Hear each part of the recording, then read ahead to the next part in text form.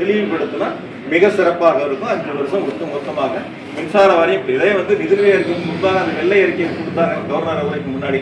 அப்ப அதுல ஒரு வருஷத்துக்கு எவ்வளவு வட்டி கட்டுறோம், மொத்த வட்டி எவ்வளவு, இதெல்லாம் கணக்கிட்டு சொன்னாங்க. மொத்த வருவாயில் எவ்வளவு வட்டின்னு சொன்னாங்க. ஆனா இதுல அதை சொல்லல. எவ்வளவு வட்டி 5 வருஷத்துல நம்ம கட்டியிருக்கிறோம் அப்படிங்கிறத தெளிவுபடுத்துவதற்கான அந்த முயற்சிகளை அவர்கள் முன்னெடுக்கவில்லை. அதற்கு அடுத்து எந்தெந்த வகைகளில் நம்ம செலவினங்கள் உயர்ந்திருக்கு அப்படிங்கிறது அவங்க சொல்லியிருக்கணும். அது முழுமையா சொல்லல, அதை மறைச்சிருக்கிறாங்க.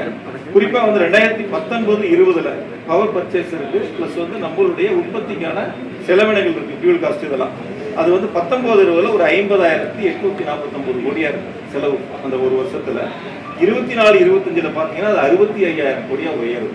ஏறத்தாழ 50,000 கோடியிலிருந்து 65,000 கோடினா பர்ச்சேஸும் நம்மளுடைய உற்பத்திக்கான ஃபியூல் காஸ்ட் இதெல்லாம் சேர்த்துங்கன்னா ஒரு 15,000 கோடி உயருது. அப்ப அது நம்மளுடைய எவ்வளவு மின் தேவை நம்ம இடத்துல அதிகரிச்சிருக்கோ அந்த மின் தேவை அதிகரிகளுக்கு ஏற்ப உற்பத்தியை நாம் ஒரு பக்கம் அதிகரித்திருக்கின்றோம். அந்த அதிகரிப்புக்கான செலவினங்கள் கூடியிருக்கின்றன. அதே போல வெளியில் கொள்முதல் செய்யப்பட்ட மின்சாரத்திற்கான செலவினங்கள் கூடியிருக்கின்றன. இதனால் ஏற்பட்ட செலவினங்கள் என்பதை அவர்கள் குறிப்பிட மறந்துட்டாங்க. அது ஒண்ணு. அதே போல நம்ம வெளியிலிருந்து வாங்கக்கூடிய மின்சாரத்துக்கு டிரான்ஸ்மிஷன் சார்ஜ்னு ஒன்று போடுவாங்க. அது பார்த்தீங்கன்னா 2019-20 4,564 கோடி நம்ம செலவு ஒரு வருஷத்துக்கு. இப்ப 2024-25 கேப்ல பாத்தீங்கன்னா 9,548 கோடி. ஏறத்தாழ 2 மடங்காக அந்த டிரான்ஸ்மிஷன் சார்ஜ் உயர்ந்திருக்கு. அதையும் அதுல அவங்க குறிப்பிட்டிருக்காங்க. இதெல்லாம் ஏற்பட்ட செலவினங்களுடைய உயர்வு. இதனாலதான் அந்த செலவினங்கள் அதிகரிச்சிருக்கு அப்படிங்கறது அவங்க எல்லாம் ஒரு பக்கம் சுத்தமா மறைச்சிருக்காங்க. உங்களுக்கு நல்லா தெரியும், மின் வாரியத்தினுடைய தொழிலாளர்களுடைய கோரிக்கைகளை ஏற்று கடந்த திராவிட மாடல் அரசுல 2 முறை ஒப்பந்தங்கள் போடப்பட்டன. 2 முறை ஒப்பந்தங்கள் அவர்கள் விரும்பக்கூடிய வகையில் மன மகிழ்ச்சியோடு ஏற்றுக்கொள்ளக்கூடிய வகையில் எங்களுடைய கழகத் தலைவர் அப்போதைய முதலமைச்சராக இருந்து அந்த 2 ஒப்பந்தங்களை அவர்களுக்கு வழங்கினார்கள். அந்த வகையில பாத்தீங்கன்னா கடந்த காலங்களுக்கு இப்பயும் எம்ப்ளாய்க்கான காஸ்ட் செலவினங்கள் இருக்கும். அந்த செலவினங்கள் பாத்தீங்கன்னா 20-21 9,100 கோடியா இருக்கு. அதுவே 25-26 எல்லாம் பாத்தீங்கன்னா 12,006 கோடி, 12,061 கோடியா உயர்ந்திருக்கு. ஏறத்தாழ 9,000 கோடியிலிருந்து 12,000 கோடியாக எம்ப்ளாய்க்கான அந்த செலவினங்கள் உயர்ந்திருக்கு.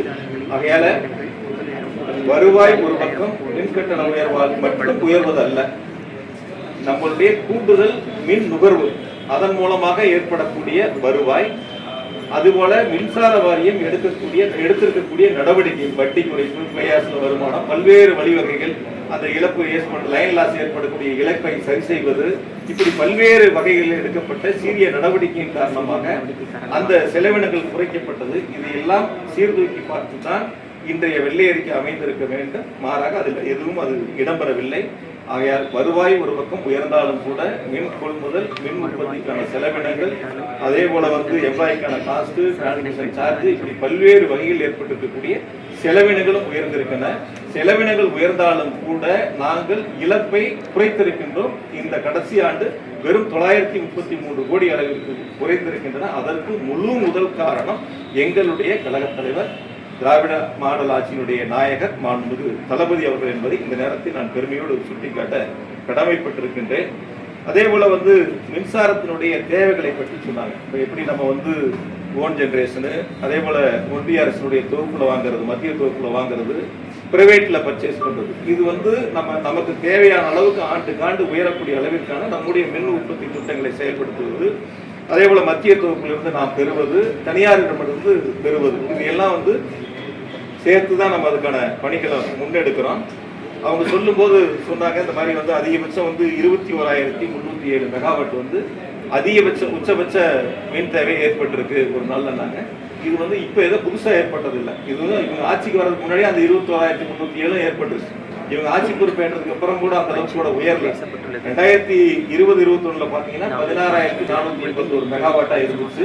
அது அப்படியே படிப்படியா உயர்ந்து 21-22 17,916 megawatt, 96 megawatt, 22-23 18,053 megawatt, 23-24 19,409 megawatt, 24-25 20,830 megawatt, 25-26 இப்ப 21,307 மெகாவாட். கவுண்டிங்க்கு முன்னாடி இதுதான் ஆண்டுதோறும் படிப்படியா உயர்ந்து நம்முடைய மின் தேவை அதிகரித்திருக்கின்றன. இந்த மின் தேவை அதிகரித்ததற்கேற்ப நாம் பல்வேறு பணிகளை செஞ்சிருக்கோம். இன்னொன்று ரொம்ப விவரமா காலையில ஒரு கருத்தை முன் வச்சாரு. அதாவது வந்து மின்சாரத்தினுடைய தேவைகளை நம்ம வந்து பூர்த்தி செய்யக்கூடிய வழிகள் இருக்கு. எமர்ஜென்சிக்கு நம்ம எக்ஸ்சேஞ்சில் வாங்குறோம். அந்த எக்ஸ்சேஞ்சில் வாங்குறதுக்கு அன்றைய எக்ஸ்சேஞ்ச் என்ன ரேட்டு நிர்ணயிக்குதோ அந்த ரேட்டை நம்ம எக்ஸ்சேஞ்சுக்கு தான் பணம் கொடுக்குறோம். யாரும் வந்து நமக்கு சப்ளை பண்றவங்களுக்கு நம்ம கொடுக்கறது இல்லை. மின்சார வாரியம் யார் எக்ஸ்சேஞ்சு கொடுக்குறாங்கன்னு நமக்கு தெரியாது. நம்ம எக்ஸ்சேஞ்சில் பணத்தை கட்டுறோம், அவங்க நமக்கு சப்ளை கொடுக்குறாங்க, நம்ம அதை பயன்படுத்திக்கிறோம், அவ்வளவுதான். இதுதான் எக்ஸ்சேஞ்சுக்கும் மின்சார வாரியத்துக்கும் உள்ள நடைமுறைகள். யார் சப்ளையர், கருப்பா சாப்பா யாருமே நமக்கு தெரியாது. யாருமே அதுதான், இப்ப இருந்தாலும் சரி முன்னாடி இருந்தாலும் அதுதான். அதனால எக்ஸ்சேஞ்சுக்கு எமர்ஜென்சிக்கு நம்ம வாங்குறோம். இன்னொன்று ஷார்ட் டைம்ல வந்து நம்ம டெண்டர் போட்டு வாங்குறது இருக்கு. அதே போல வந்து மீடியம் டைம்ல நம்ம டெண்டர் போட்டு வாங்குறது இருக்கு. லாங் டைம்ல டெண்டர் போட்டு வாங்குறது இருக்கு. இப்போ ஷார்ட் டைம்னா ஒரு வருஷத்துக்குள்ள தேவையானதுக்கு நம்ம டெண்டர் போட்டு வாங்கிக்கலாம். இந்த வருஷம் நமக்கு எவ்வளவு தேவையோ அதை மட்டும் டெண்டர் போட்டு வாங்கிக்கிறது. மீடியம் டைம்னா 3 வருஷத்துல இருந்து 5 வருஷத்துக்கு நமக்கு எவ்வளவு தேவையோ அதை நம்ம டெண்டர் போட்டு வாங்கிக்கிறது. லாங் டைம்னா 5 வருஷத்துக்கு மேல நமக்கு எவ்வளவு தேவையோ அதை வாங்கிக்கிறது. இதுதான் மின்சார வாரியத்தினுடைய நடைமுறைகள். இன்னைக்கு காலையில வந்து மின்துறை அமைச்சர் சொல்லும்போது வந்து லாங் டேர்ம்கான பர்ச்சேஸ்க்கான வேலைகளுக்கு நாங்கள் இப்போ தொடங்கி இருக்கோம், விரைவில் அதுக்கான பணிகளை மேற்கொள்ள போறோம்னு சொன்னாங்கன்னு நினைக்கிறேன். நீங்க எல்லாம் பார்த்துருப்பீங்க அதை. அதாவது ஒரு வகையில் இருந்தால் நமக்கு வந்து அதிகமான தேவைகள் வந்து சம்மர்ல தான் இருக்கு. கோடை காலங்கள்ல தான் நம்முடைய உச்சபட்ச மின் தேவைகள் இருக்கும். இப்போ 2 மாசங்கள் அதிகபட்சம் போனால் ஒரு 2.5 மாசம் 3 மாசம் 2 மாசங்கள் தான் அதிகபட்சம் நம்ம எடுத்துக்க முடியும். ஏப்ரல் மேல எடுத்துக்கலாம். அதனால அந்த காலகட்டங்களுக்காக அந்த 2 மாசத்துக்காக நீங்க லாங் டேர்ம்னு போனீங்கன்னா குறைஞ்ச ஒரு 5 வருஷத்துக்கு வந்துருக்கும். இப்போ அந்த லாங் டேர்முக்கான கட்டணத்தை நம்ம கொடுக்குறோம் அப்படின்னு நினைச்சோம்னா மின்சாரமே நம்ம அவங்க கிட்ட வாங்கலன்னா கூட அவங்களுக்கான பிக்சட் சார்ஜை கொடுக்கணும். நம்ம என்ன டெண்டர் கண்டிஷன்ல போட்டுருக்காங்களோ அந்த பிக்சட் சார்ஜை அவங்களுக்கு கொடுக்கணும். அதனால சம்மர்ல கூடுது, அந்த 2 மாசம் கூடுது, 15 நாள் கூடுது, 1 மாசம் கூடுது அப்படின்னா இது வரைக்கும் நம்ம இந்த 4-5 ஆண்டுகள் எப்படி நம்ம அதை வந்து மெயின்டைன் பண்ணி கண்ட்ரோல் பண்ணணும் அப்படின்னு கேட்டீங்கன்னா 1 வாரம் தேவை அப்படின்னு நம்ம உணர்ந்தோம்னா அந்த 1 வாரத்துக்கான பர்ச்சேஸ் மட்டும் வச்சுக்கணும். அதை மட்டும் டெண்டர் போட்டோம். 1 மாசத்துக்கு தேவைன்னா அந்த 1 மாசத்துக்கான டெண்டர் மட்டும் போட்டோம். இல்ல 60 நாட்களுக்கு தேவைன்னா 60 நாட்களுக்கான டெண்டர் மட்டும் போட்டோம். அப்படி போட்டா கூட எந்த இடங்கள்லயும் அதிகமான விலைகள் நம்ம கொடுக்கல. இன்னைக்கு காலையில பாத்தீங்கன்னா அந்த ஒயிட் பேப்பர்லயே என்ன ஆவரேஜ் ரேட்டுங்கிறதுலாம் நீங்க எல்லாரும் பாத்தீங்க. மினிமம் ரேட் அது எவ்வளவு இருக்கு என்னங்கிறதையும் பார்த்தீங்க. அதனால வந்து எந்த இடங்களையும் நம்ம கூடுதலான விலைகள் கொடுத்து மின்சாரத்தை வாங்கப்படவில்லை. குறிப்பா இன்னும் ஒண்ணு, இந்த மின்சாரத்துல வந்து அவர் சொன்ன அந்த தோணி எப்படி இருக்குன்னு பாத்தீங்கன்னா, ஏதாவது மின்சார கொள்முதல்ல மிகப்பெரிய ஒரு தவறுகள் நடந்தது, இழப்புகள் நடந்தது, நிறைய அதுல வந்து லீக்கேஜ் இருக்கு, அதை அடைக்கணும், சீர்திருத்தம் பண்ணணும், இப்படி பல கருத்துக்களை ஒவ்வொரு இடையிலையும் ஒவ்வொரு ஸ்லைட் அப்பயும் அந்த கருத்துக்களை முன்னிச்சுட்டு வந்தாங்க. அதாவது கம்ப்ளீட் மின்சாரத்தினுடைய கொள்முதல்ங்கிறது தனியார்ட்ட வாங்குறது எல்லாமே டெண்டர் தான். யாரு வேணாலும் டெண்டர் பண்ணலாம். ஒன்று நம்ம ஸ்டேட்டுக்குள்ள இருக்கிறவங்க போடலாம், ஸ்டேட்டை தாண்டி வெளியில இருக்கிறவங்களும் போடலாம். அவங்க என்ன பிரைஸ் கோட் பண்றாங்களோ அந்த பிரைஸ் ஸ்டாண்டர்ட்க்கு ஏத்துக்கிட்டா அதுக்கான அக்ரிமெண்ட் போடுவாங்க. அந்த பிரைஸ் ஸ்டாண்டர்ட்க்கு ஏத்துக்கலன்னா அதுக்கான அக்ரிமெண்ட் போட மாட்டாங்க. திரும்ப அவங்க கூப்பிட்டு ரேட்டை குறைக்க சொல்லி பேசுவாங்க. குறைக்கிறதுக்கு ஒத்துக்கிட்டா ஸ்டாண்டர்ட்க்கு அக்ரிமெண்ட் போடுவாங்க, ஒத்துக்கலன்னா ரீடெண்டர் போவாங்க. இதுதான் ஒவ்வொரு ஆண்டுகளும் இருக்கக்கூடிய நடைமுறை. ஆகையால அதை வந்து மின்துறை அமைச்சர் கொஞ்சம் அதை பார்க்கணும், ஸ்டடி பண்ணி பார்க்கணும், எப்படி கடந்த காலங்களில் அதுக்கான வழிமுறைகள்லாம் இருக்கு அப்படின்னு சொல்லிட்டு. அதே மாதிரி வந்து எந்த புதிய மின் திட்டங்களும் இல்லை அப்படின்னு சொல்லி சொன்னாங்க. கடந்த 5 வருஷமா எந்த திட்டங்களும் புதுசா கொண்டு வரல, ஆனா செலவினங்கள் கூடி இருக்கு அப்படின்னு சொன்னாரு. உங்களுக்கு நல்லா தெரியும், வட சென்னை அனல்மின் திட்டம் ஸ்டேஜ் 3 எங்களுடைய கழக தலைவர் முதலமைச்சராக இருந்து அந்த திட்டத்தை துவக்கி வச்சாங்க. இன்னைக்கு அதுக்கான மின் உற்பத்திகள் நடந்துகிட்டு இருக்கு. 800 மெகாவாட்டுக்கான அந்த மின் உற்பத்தி திட்டங்களை 5 வருஷத்துல முடிச்சு அந்த திட்டத்தை தொடங்கி வச்சாங்க. அதே போல பாத்தீங்கன்னா உடன்குடி அந்த திட்டங்களையும் முடிச்சு பயன்பாட்டுக்கு எங்களுடைய முதலமைச்சர்கள் கொண்டு வந்தாங்க. பொதுவா போன 5 வருஷத்துல வந்து பாத்தீங்கன்னா 9032 மெகாவாட் வந்து நம்மளுடைய அந்த நிறுவனங்கள்ல கூடுதலா சேர்க்கப்பட்டிருக்கு. ஒரு 5 வருஷத்துல மட்டும் நம்ம கூடுதலா சேர்க்கப்பட்டது. அது சோலார் வந்து 7769 மெகாவாட் கூடுதலாக கடந்த 5 ஆண்டுகளில் சேர்க்கப்பட்டிருக்கின்றன. எண்ணூர் திட்டத்தை பத்தி சொன்னாங்க. அது ஏற்கனவே 73% பணிகள் நிறைவு செய்யப்பட்டிருக்கின்றன. அதே போல உப்பூர் திட்டங்களை பத்தி அதை சொன்னாங்க. உப்பூர் திட்டங்கள் வந்து நாங்க இருக்கும்போது என்னன்னா, ஒரு யதார்த்த கள நிலவரங்களை சொல்லணும்னா, உப்பூருக்கு வந்து தூத்துக்குடியில இருந்து கோல் எடுத்துக்கிட்டு போய் நாங்க மின் உற்பத்தி செய்யணும். அப்ப அந்த டிரான்ஸ்போர்ட் சார்ஜை நம்ம காசு போட்டு பார்க்கும்போது செலவினங்கள் கூட வர்ற மாதிரி இருந்துச்சு. அதுக்காக மின்சார வாரியம்னா அது சம்பந்தமா ஆய்வு பண்ணி செலவினங்கள் எவ்வளவு வரும் நமக்கு, தூத்துக்குடியிலிருந்து உப்பூருக்கு நம்ம கோல் எடுத்துட்டு போய் டிரான்ஸ்போர்ட்ல செலவு கூட வந்தா நமக்கு இழப்புகள் ஏற்படுமே, அதை ஆய்வு செஞ்சு அந்த திட்டங்களை மறுபரிசீலனை பண்ணலாங்கிறதுக்காக அந்த ஆய்வுக்கு உட்படுத்தப்பட்டிருக்கு. அதே போல நீங்க இன்னொரு திட்டத்தை எடுத்துக்கிட்டா குந்தாறு வந்து பம்பர் ஸ்டோரேஜ் எல்லாம் சொன்னாங்க. அந்த குந்தாவை பொறுத்த வரைக்கும் வந்து 2021 வரைக்கும் வெறும் 183 கோடி தான் செலவாயிருந்தது. நாங்கள் 5 வருஷத்துல அது 2942 கோடி செலவு பண்ணியிருக்கிறோம். ஏறத்தாழ 85 விழுக்காடு பணிகள் முடிஞ்சிருச்சு. மீதம் இருக்கக்கூடிய பணிகள் நடந்துகிட்டு இருக்கு, விரைவாக அதை முடிக்க போறாங்க. கொல்லிமலை திட்டத்தை பொறுத்த வரைக்கும் பார்த்தீங்கன்னா வெறும் 73 கோடி தான் செலவாயிருந்தது. நாங்கள் அதுக்கப்புறம் வந்து இப்போ 500 கோடி செலவு பண்ணிருக்கோம். 506 கோடி செலவு பண்ணி ஏறத்தாழ 90 விழுக்காடு பணிகள் நிறைவடைந்திருக்கு.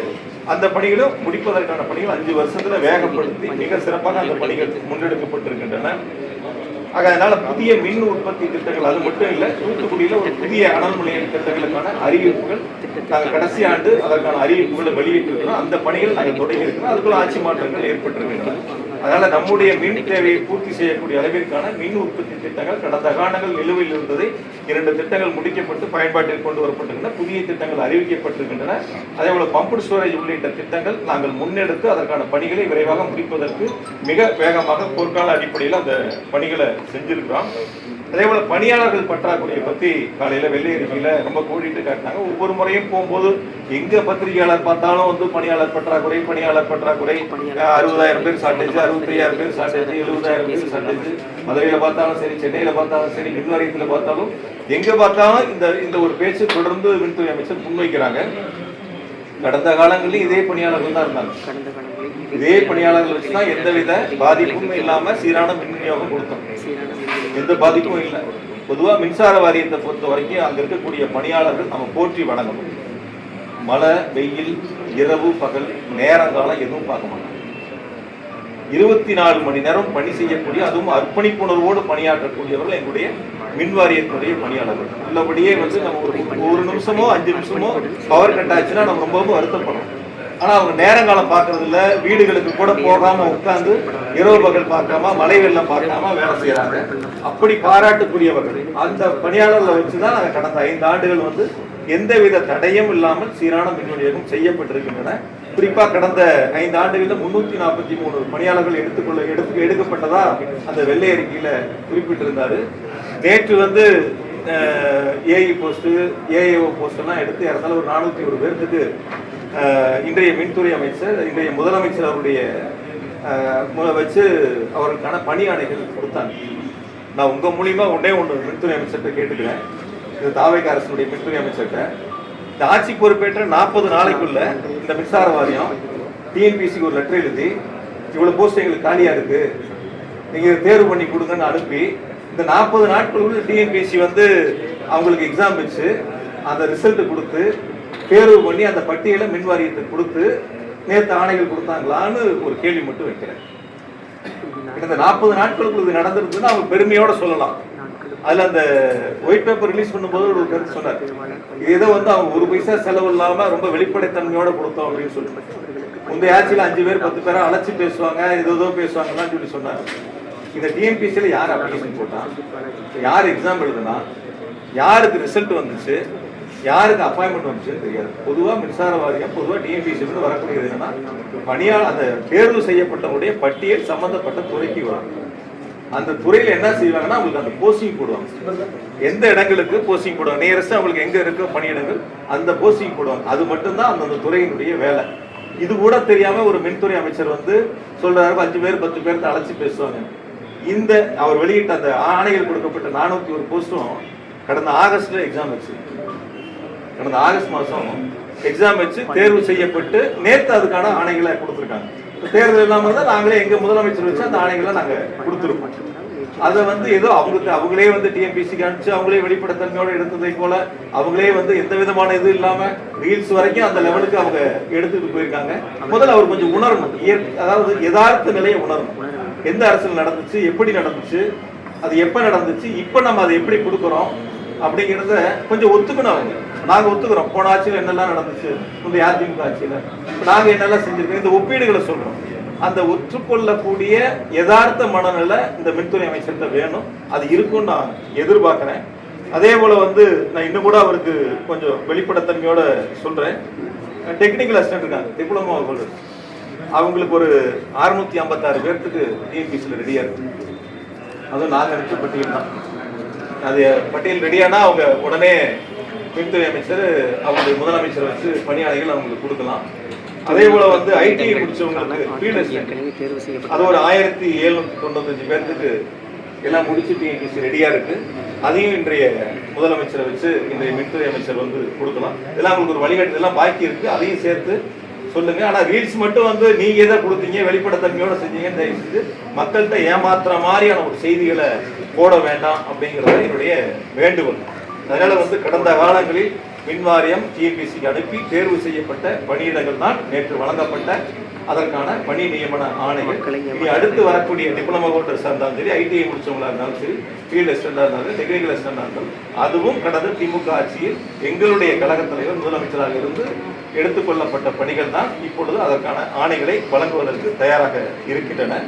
அதே போல போன 5 வருஷத்துல மின்வாரியத்தினுடைய உள்கட்டமைப்புகளை பத்தி சொன்னாங்க. போன 5 வருஷத்துல என்னென்ன வேலைகள் நடந்துச்சு, 122 துணை மின் நிலையங்கள் முடிச்சு பயன்பாட்டுக்கு கொண்டு வரப்பட்டிருக்கு. அந்த வெள்ளை அறிக்கையிலே இருக்கு. அந்த வெள்ளை அறிக்கையிலே 122 துணை மின் நிலையங்கள் கடந்த 5 ஆண்டுகள்ல முடிச்சு பயன்பாட்டுக்கு கொண்டு வரப்பட்டிருக்குன்னு இணைக்கப்பட்டிருக்குன்னு சொன்னாரு.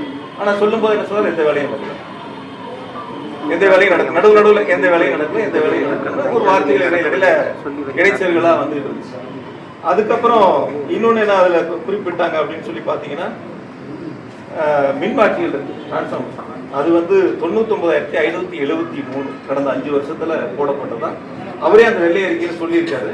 அப்புறம் சொல்லிட்டு திரும்ப சொன்னார் எதுவும் நடக்கல அப்படின்னு சொல்லி சொன்னார். அதுக்கப்புறம் பாத்தீங்கன்னா அதுல இஎஸ்டி லைன் இருக்கு, ஒரு 4003 கிலோமீட்டர் போன 5 வருஷம் போட்டிருக்காங்க அப்படின்னு அந்த வெள்ளை அறிக்கையில தெளிவா சொல்லியிருக்காங்க. சொல்லிட்டு என்ன சொன்னாரு, எதுவும் நடக்கல.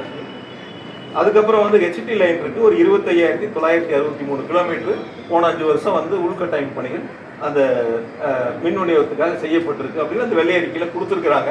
கொடுத்து முடிச்சுட்டு கொஞ்ச நேரம் கழிச்சு எதுவும் செய்யல அப்படின்னு சொல்லி சொன்னாரு.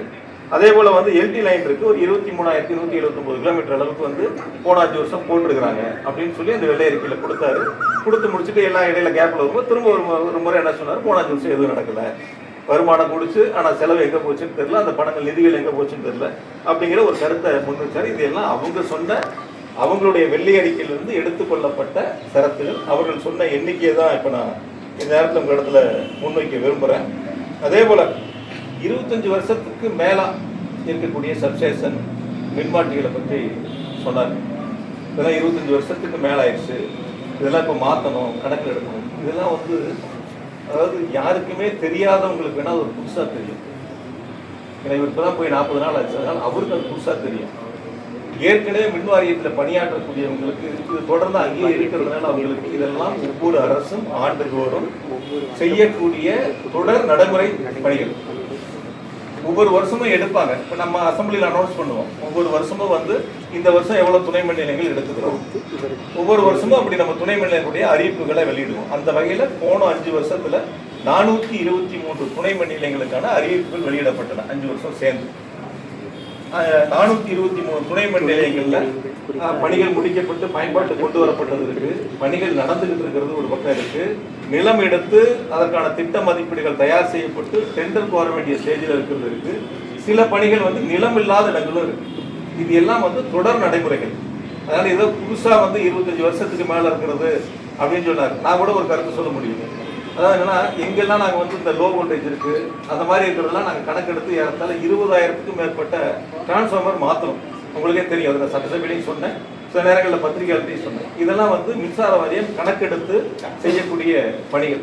இப்போ சென்னையில் எடுத்துக்கிட்டிங்கன்னா பார்த்தீங்கன்னா வந்து ஆர்எம்யூ போட்டோம். நிறைய எங்களுடைய கழக இளைஞர் சிலர் துணை முதலமைச்சர் வந்து சேப்பாக்கம் திருவல்லிக்கேணியிலுடைய அவருடைய கைகளாலேயே வந்து அந்த ஆர்எம்யூ வந்து பயன்பாட்டுக்கு கொண்டு வந்தாங்க. அப்படி பார்த்தீங்கன்னா வந்து 5,433 ஆர்எம்யூ வந்து சென்னை உட்பட அந்த சட்டமன்ற தொகுதிகளில் நிறுவப்பட்டிருக்கு.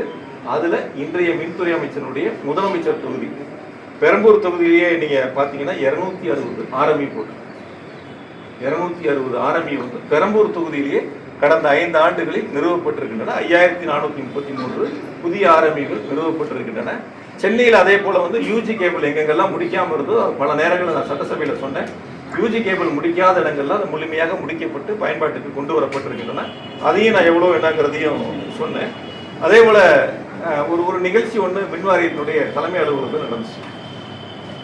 ஒரு 300 பேர்த்துக்கு வந்து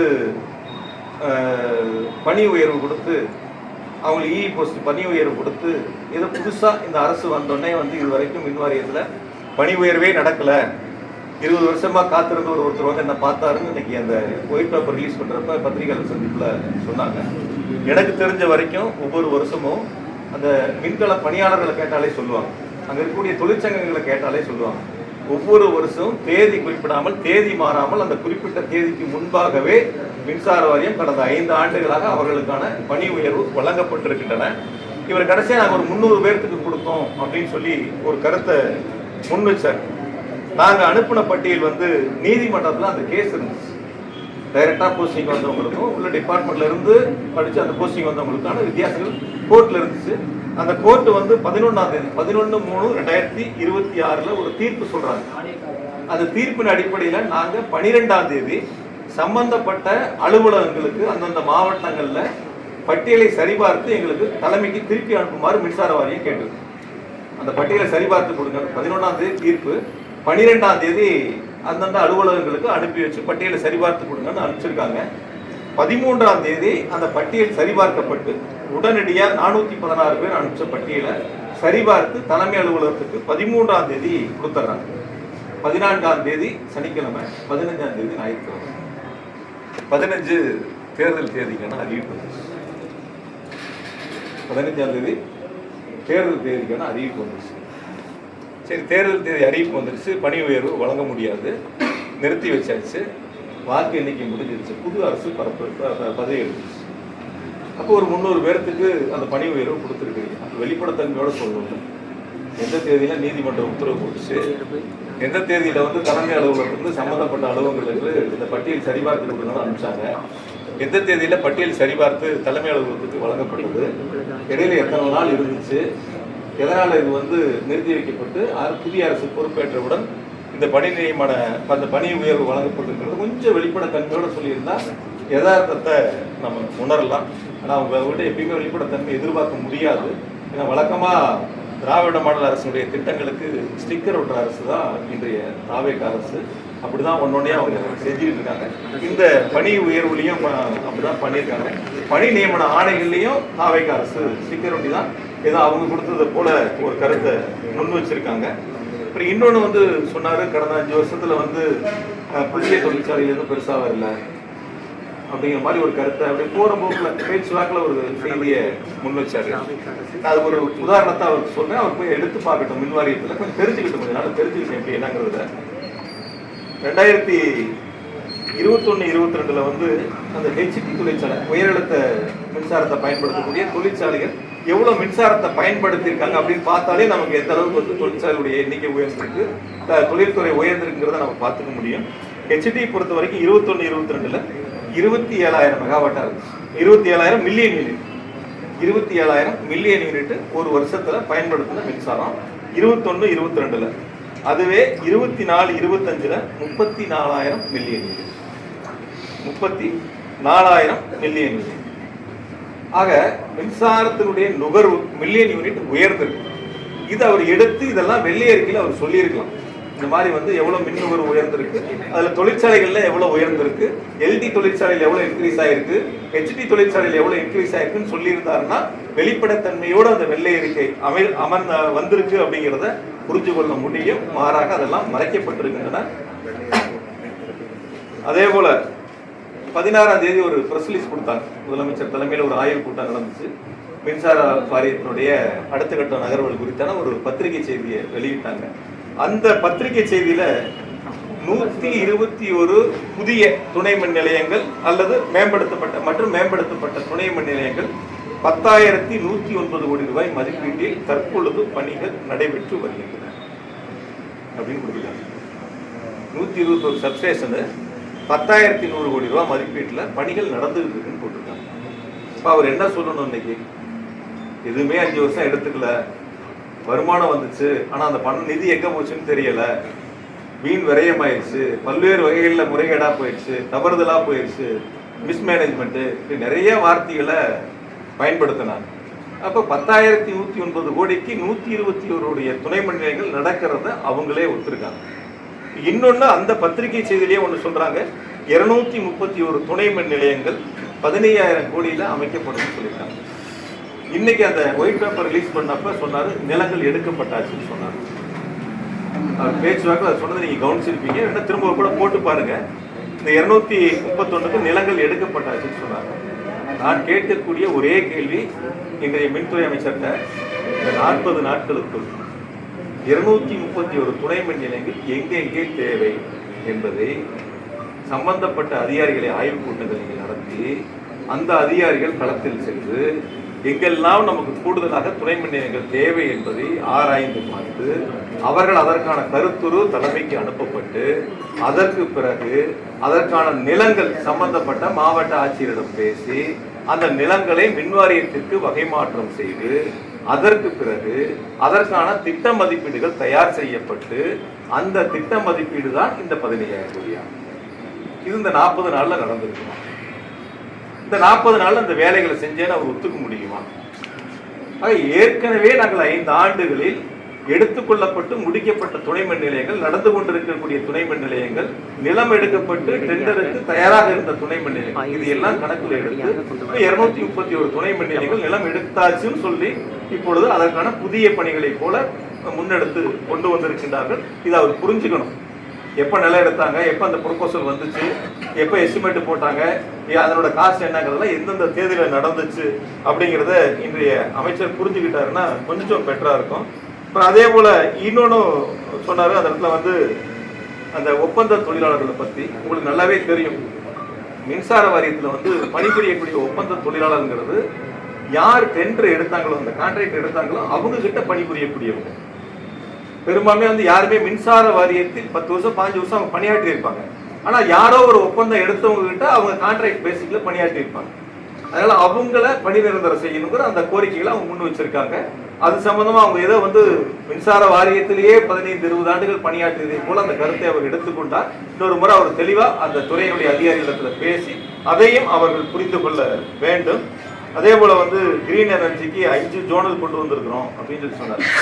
பொதுவாக ஒவ்வொரு அரசும் கூடுதலாக தேவையான புதிய மண்டலங்கள் உருவாக்குவது, புதிய வட்டங்கள் உருவாக்குவது, கோட்டங்கள் உருவாக்குவதெல்லாம் அந்தந்த கால சூழ்நிலைக்கு ஏற்ப, அதனுடைய மின் இணைப்புகளுக்கு ஏற்ப, தேவைகளுக்கு ஏற்ப புதிதாக உருவாக்கப்படுவது. அந்த வகையில் நாங்கள் கடந்த 5 ஆண்டுகளில் 3 புதிய மின் பகிர்மான கோட்டங்களை உருவாக்கணும். அதில் வந்து பார்த்தீங்கன்னா கரூராக இருக்கட்டும், திருவண்ணாமலையாக இருக்கட்டும், தஞ்சாவூராக இருக்கட்டும், 3 இடங்களை எங்களுடைய கழக தலைவர் முதலமைச்சராக இருந்து அதை திறந்து வச்சாங்க.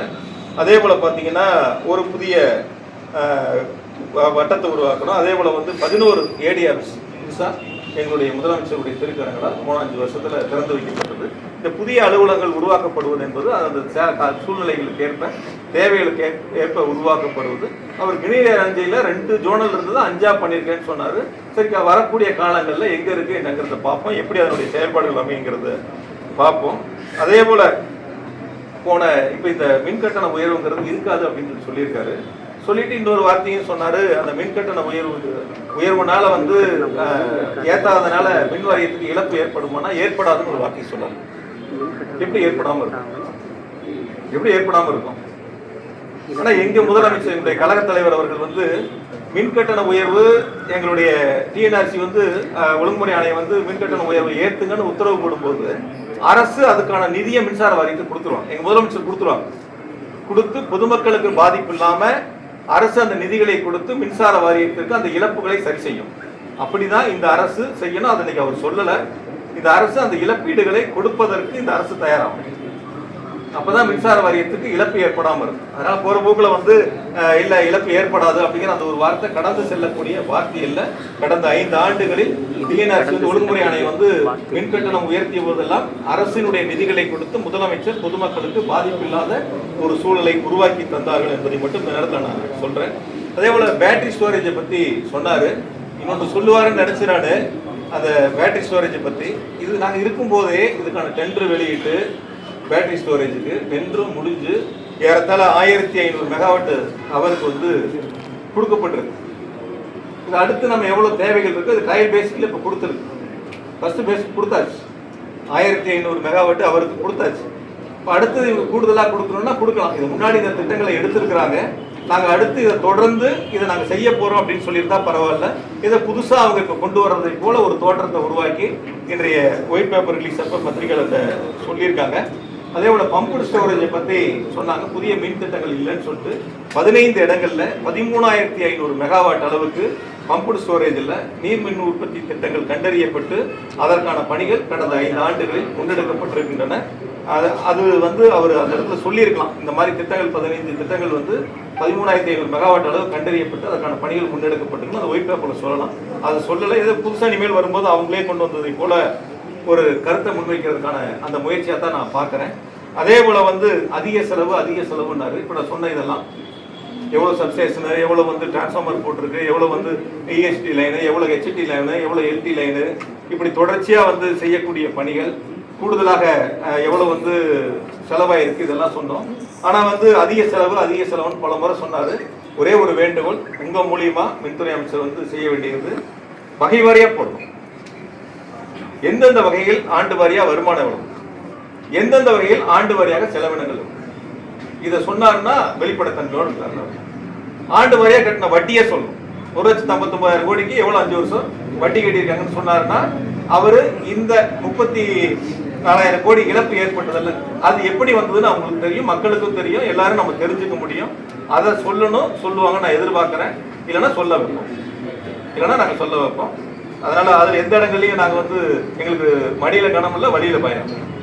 அதனால வெளிப்படைத்தன்மையோட தான் நாங்கள் முழு நிர்வாகத்தையும் 5 வருஷம் எங்க முதலமைச்சர் நடத்தியிருக்காங்க. அதுல எந்த விதமான மாற்று கருத்தும் இல்லை. அதனால அவங்க இப்ப சொல்லலாம் அரசியலுக்காக அரசியல் காழ்ப்புணர்ச்சிக்காக ஒவ்வொரு துறைகள் வாரியா குற்றச்சாட்டு வேணா சொல்லலாமா தவிர அந்த குற்றச்சாட்டை அவங்க நிரூபிக்கணும். சொல்லக்கூடிய குற்றச்சாட்டை ஒரு பத்திரிகை செய்தியா இல்லாம ஒரு ரீல்ஸா இல்லாம சொல்லக்கூடிய குற்றச்சாட்டை நிரூபிக்கணும். நிரூபிக்கக்கூடிய குற்றச்சாட்டை தான் சொல்லணும். அதனால அவங்க பொத்தாம் போக்குல போற வழியில அப்படியே பொதுவா ஒரு குற்றச்சாட்டுகளை சொல்வதை ஒருபோதும் ஏற்றுக்கொள்ள முடியாது. அப்படி ஒரு குற்றச்சாட்டுகளை சொன்னால் நிச்சயமாக நாங்கள் அதை எதிர்கொள்வோம். இன்னொரு கருத்தை சொன்னாரு, இந்த துறை போன 5 வருஷம் தனியாருக்கு தார வார்த்திருப்பாங்க. உங்களுக்கு தெரியும், மின்சார வாரிய பணியாளர்களுக்கும் தெரியும், அதிகாரிகளுக்கும் தெரியும்.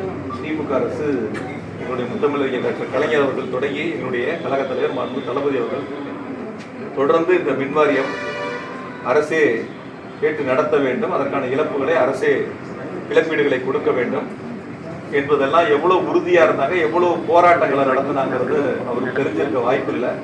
அதனால கடந்த கால போராட்டங்களை இந்த மின்சார வாரியத்தை காப்பாற்ற வேண்டும் என்பதற்காக எவ்வளவு போராட்டங்கள் திமுக முன்னெடுத்திருக்குங்கிறத அவர் திரும்பி பார்த்தாருன்னா இது போன்ற கருத்துக்களை அவர் முன்வைக்க மாட்டாரு. அதே போல அந்த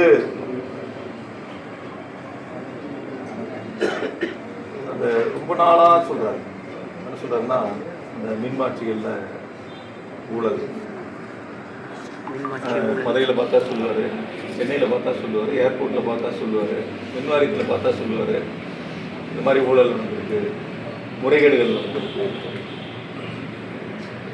இந்த மின்மாற்றி கொள்முதலை பொறுத்த வரைக்கும் கிட்டத்தட்ட நான் ஏற்கனவே கோயம்புத்தூரில் அன்னைக்கு கூட பத்திரிகையாளர் சந்திப்பில் சொன்னேன். 1987 ஆரம்பிச்சு ஒவ்வொரு ஆண்டும் அதற்கான டெண்டர் நடைமுறைகள் ஒவ்வொரு ஆண்டும் பல்வேறு காலகட்டங்களில் அந்த கண்டிஷன்லாம் ரொம்ப ஸ்ட்ரென்தன் பண்ணி ஒவ்வொரு ஆட்சி இருக்கின்ற பொழுது அதற்கான டெண்டர் வெளியிடப்படும். இந்த டெண்டர் எதுவும் மறைமுக டெண்டர் இல்லை, இது ஆன்லைன்ல தான் டெண்டர். யாரு வேணாலும் எந்த மொழியிலிருந்து வேணாலும் இந்தியாவில் எந்த பகுதியிலிருந்து வேணாலும் அந்த ஆன்லைனில் அந்த டெண்டர் அட்டன் பண்ணலாம். அவங்களுக்கான ப்ரைஸை கோட் பண்ணலாம், அவங்களுடைய டாக்குமெண்ட்டை அதில் ப்ரொடியூஸ் பண்ணலாம். இதுதான் இருக்கக்கூடிய யதார்த்த சூழல். அதில் அறப்போர் இயக்கம் ஒரு மனுவை கொடுத்து இதில் தவறு நடந்திருக்கு அப்படின்னு சொல்லி ஒரு கருத்தை முன்வச்சாங்க. அதுக்கு பிறகு நீதிமன்றத்துக்கு போனாங்க. நீதிமன்றம் சிபிஐ விசாரணைக்கு உத்தரவு கொடுத்துட்டு அந்த வழக்கு சிபிஐயில் இருக்கு. சிபிஐயில் அந்த வழக்கு இருந்தாலும் கூட தொடர்ந்து அவர் நான் சிபிஐயில் இருந்ததுனால அது சம்பந்தமாக அது விமானத்துக்குள்ள கருத்துக்கள் நான் பகிர்ந்து கொள்ள விரும்பாமல் இருந்தேன். சிபிஐயில் இருந்தால் கூட இன்றைய அமைச்சர் தொடர்ந்து அதில் எதோ மிகப்பெரிய ஒரு தவறுகள் நடந்து விட்டதை போல அசம்பிளியில் சொன்னார். 44,000 மின்மாற்றிகள் சிபிஐ விசாரணையில் இருக்குன்னாரு. அந்த வழக்கில் இருக்கிறது 7 டெண்டர். அந்த 7 டெண்டரும் சேர்த்து 27,000 டிரான்ஸ்ஃபார்மர். ஆனால் அதுவே தவிர 44,000 டிரான்ஸ்ஃபார்மர் வழக்கில் இருக்குன்னாரு. அவர் சொன்ன கருத்து எப்படின்னு கேட்டீங்கன்னா, வெளியில என்கிட்ட ஒருத்தர் கேட்டாரு, ஏங்க அந்த 44,000 டிரான்ஸ்ஃபார்மர் பயன்படுத்துறியான்னு கேட்டாங்க. ஒரு பொதுமக்கள் பப்ளிக் என்ன பார்த்துட்டு அதை பயன்படுத்துறியான்னு கேட்டாங்க. இல்லையாங்க பயன்படுத்திட்டாங்களேன்னு கேட்டாங்க. இல்லை அவர் சொன்னதை பார்த்தா எங்களுக்கு அப்படி தெரிஞ்சிச்சு, சிபிஐ வழக்கில் இருக்கிறதுனால அவங்க எடுத்துட்டு போய் அதெல்லாம் வந்து சீஸ் பண்ணி வச்சிருக்கிற மாதிரியும் அது வந்து சரியா பயன்படுத்தலை அப்படிங்கிற மாதிரியும் சொன்னாங்களேன்னாரு. இல்லை உங்க மூலியமா ஒரு கருத்தை சொல்லிடுறேன். சிபிஐ விசாரணைங்கிறது இந்த மின்மாற்றிகள் கொள்முதலில் தவறு நடந்தது நீங்க விசாரிக்க நீதிமன்றம் சொல்லலாம். நீதிமன்றம் சொல்ல அந்த ஆர்டர் அவர் எடுத்து படிக்கலாம். அவரும் சட்டத்துறை அமைச்சர் தான். அந்த ஆர்டர் என்ன போட்டிருக்கு நீதிமன்றம் ஆர்டர் அதை எடுத்து முழுமையா படிச்சுட்டு அதுக்கப்புறம் அது குறித்து அவர் பதில் சொல்லணும். இன்னொன்னு, அறப்போர் இயக்க தாக்கல் பண்ணதுல அன்னைக்கு இருக்கக்கூடிய ஜெம் போர்ட்டலா இருக்கட்டும் அல்லது வந்து ராஜஸ்தானோட ரேட்டா இருக்கட்டும், வெளிச்சந்தையில என்ன ரேட்டு, இது எல்லாம் போட்டு நம்மளுடைய டெண்டர் கண்டிஷன் ஒன்று இருக்கும். நம்ம போவோம், இப்போ நீங்கள் ஸ்பேர் பார்ட்ஸ் கிடைக்கும், ஒரு 2 வீலருக்கு ஸ்பாட்ஸ் வாங்க போவீங்க. போனோடனே கேட்பார், சார் ஒரிஜினலா டூப்ளிகேட். ஸ்பேர் பார்ட்ஸ் என்ன கேட்பாரு, ஒரிஜினலா டூப்ளிகேட்டா பாரு. ஒரிஜினல் ஒரு ரேட் இருக்கும், டூப்ளிகேட் ஒரு ரேட். நம்ம எதை விரும்புகிறோமோ அதை வாங்கிக்கலாம். ரெண்டையும் எடுத்து டேபிளில் வைப்பாங்க. நம்ம விரும்புகிறோம் நம்ம ஒரிஜினல் கொடுக்கணும் கேட்டுக்கோங்க. ஆக நம்ம போட்ட அந்த மின்மாற்றி கொள்முதல்ல நம்ம போட்டிருக்கிற கண்டிஷன் என்ன, ராஜஸ்தான் போட்ட கண்டிஷன் என்ன, இந்திய நேஷனல் அளவில் இருக்கக்கூடிய டிரான்ஸ்ஃபார்மரோட ஃபெயிலியர் ஆவரேஜ் என்ன, நம்ம ஸ்டேட்டோட ஃபெயிலியர் ஆவரேஜ் என்ன, இது எல்லாம் அவரு வெளியில சொல்லணும். இது எல்லாம் வெளியில அவர் சொல்லணும். பொதுவாக அவர் சொல்லியிருக்கக்கூடிய அந்த 7 டெண்டர்ல குறிப்பிட்டு சொல்லக்கூடிய ஒரு டெண்டர் M11 ஒரு டெண்டரை வந்து அவர் குறிப்பிட்டு சொல்றாரு. நிறைய 7 லட்சத்துக்குனாரு, அப்புறம் 8 லட்சம்னாரு, அப்புறம் 11 லட்சம்னாரு, 12 லட்சம்னாரு, இப்படி வசதிக்கு ஒரு சில நேரங்களில் மாற்றி சொல்றாரு. அன்னைக்கு இருக்கக்கூடிய விலைகள் பொதுவாக இந்த டிரான்ஸ்ஃபார்மரை பொறுத்த வரைக்கும் காப்பர் தான் மிக முக்கியம். காப்பர் வந்து உலக சந்தையில் என்ன விலைக்கு இருக்கு அதை ஒட்டி தான் அந்த டெண்டருக்கான ரேட்டை கோட் பண்ணுவாங்க. 2021ஆம் ஆண்டு தான் உலக சந்தையில் காப்பர் உச்சபட்ச ரேட் இருக்கு. அன்னைக்கு அந்த டெண்டர் கோட் பண்ணப்ப அந்த ரேட்டை அவங்க கோட் பண்ணியிருந்தாங்க. கோட் பண்ணதுக்கப்புறம் வந்து ஜெம் போர்ட்டலாக இருக்கட்டும் இல்லை ராஜஸ்தானாக இருக்கட்டும் எல்லா ரேட்டையும் எடுத்து கோட் பண்ணி அந்த டெண்டரு எங்களுடைய மின்சார வாரியத்தில் அதுக்கான கமிட்டி ஆய்வு செய்து அதுக்கு பிறகு பிஎல்டிசியில் கொடுத்து அவங்க அதை ஆய்வு செஞ்சு அப்புறம் போர்டுக்கு போகும். போர்டுக்கு போனதுக்கப்புறம் போர்டில் வந்து யாராக இருக்கா, ஃபைனான்ஸ் செக்ரட்டரி இருக்காங்க, எனர்ஜி செக்ரட்டரி இருக்காங்க, இண்டஸ்ட்ரி செக்ரட்டரி இருக்காங்க, செக்ரட்டரி எக்ஸ்பெண்டிச்சர் இருக்காங்க, ஐஏஎஸ் ஆஃபீஸர். ஆக மூத்த ஐஏஎஸ் ஆஃபீஸர் அடங்கியது தான் மின்சார வாரியத்தினுடைய போர்டு. அந்த போர்டில் முன்னாடி என்ன விலைக்கு வாங்கணும், ஜெம் போர்ட்டில் என்ன ரேட் இருக்கு, மற்ற ஸ்டேட்ல என்ன ரேட்டுக்கு வாங்கியிருக்காங்க, ராஜஸ்தான்ல என்ன ஸ்டேட்டுக்கு வாங்கியிருக்காங்க, அங்க என்னென்ன கண்டிஷன்லாம் போட்டிருக்கிறாங்க, நம்ம என்ன கண்டிஷன் போட்டிருக்கிறோம், இதனோட லைஃப் என்ன, அதனோட லைஃப் என்ன, இதெல்லாம் ஒப்பிட்டு பார்த்து தான் அந்த குழு அதுக்கான ஒப்புதலை கொடுப்பாங்க. ஒரு கால் அந்த ரேட் அவங்க ஒத்துக்கலன்னா திருப்பி அனுப்புவாங்க. யாரெல்லாம் டெண்டர் போட்டாங்களோ அவங்கள நீங்க திரும்ப அவங்கள அழைச்சி பேசுங்கன்னு சொல்லுவாங்க.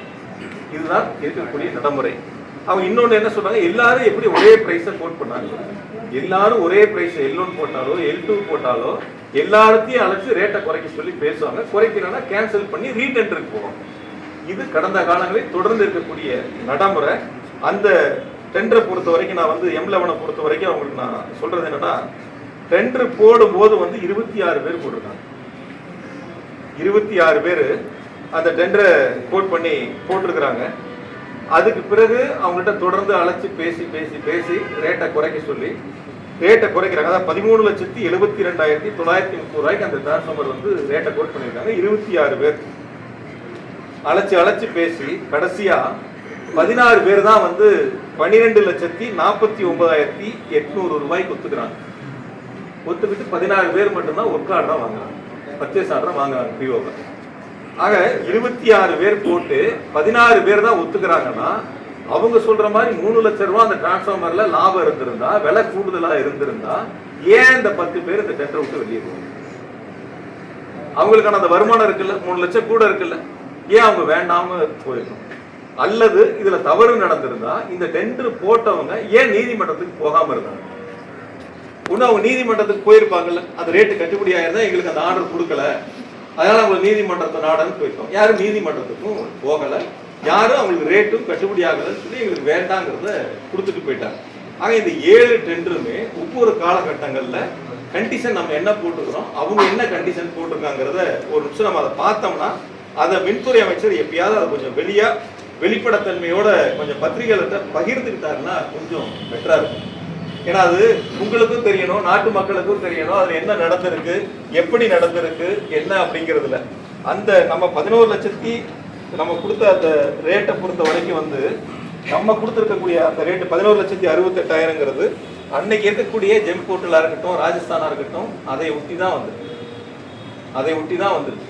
ஏன்னா இது வந்து சிஏஜி இருக்கு, இதுல ஒவ்வொன்றும் வந்து ஆடிட் செய்யறாங்க.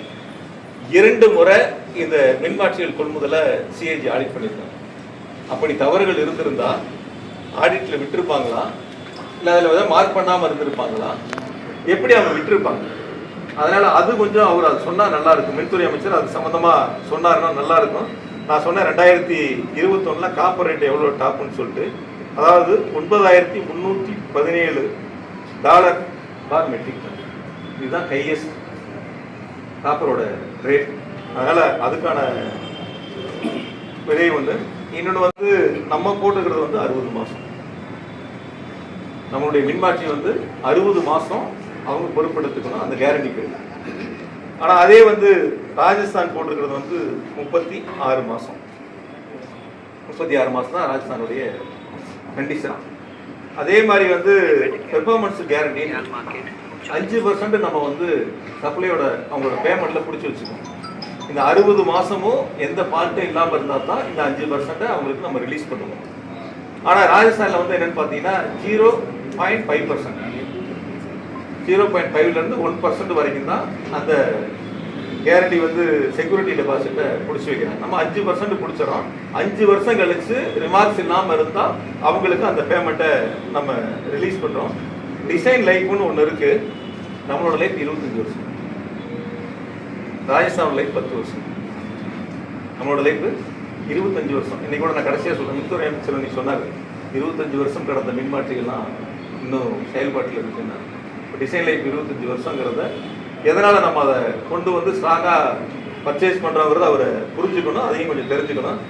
ஆயில் டெம்பரேச்சரை பார்த்தீங்கன்னா நமக்கு 35 டிகிரி, ராஜஸ்தான் 40 டிகிரி. இது நமக்குள்ள இருக்கக்கூடிய நமக்கும் அவங்களுக்குமான வேறுபாடு. அதே போல வந்து ஆயில் குவான்டிட்டி வந்து நமக்கு 670 லிட்டரு, ராஜஸ்தான் 426 லிட்டரு. அதே போல வந்து வெயிட்டை பார்த்தீங்கன்னா நமக்கு 2550 கிலோகிராம், ராஜஸ்தான் வந்து 1930 கிலோகிராம்.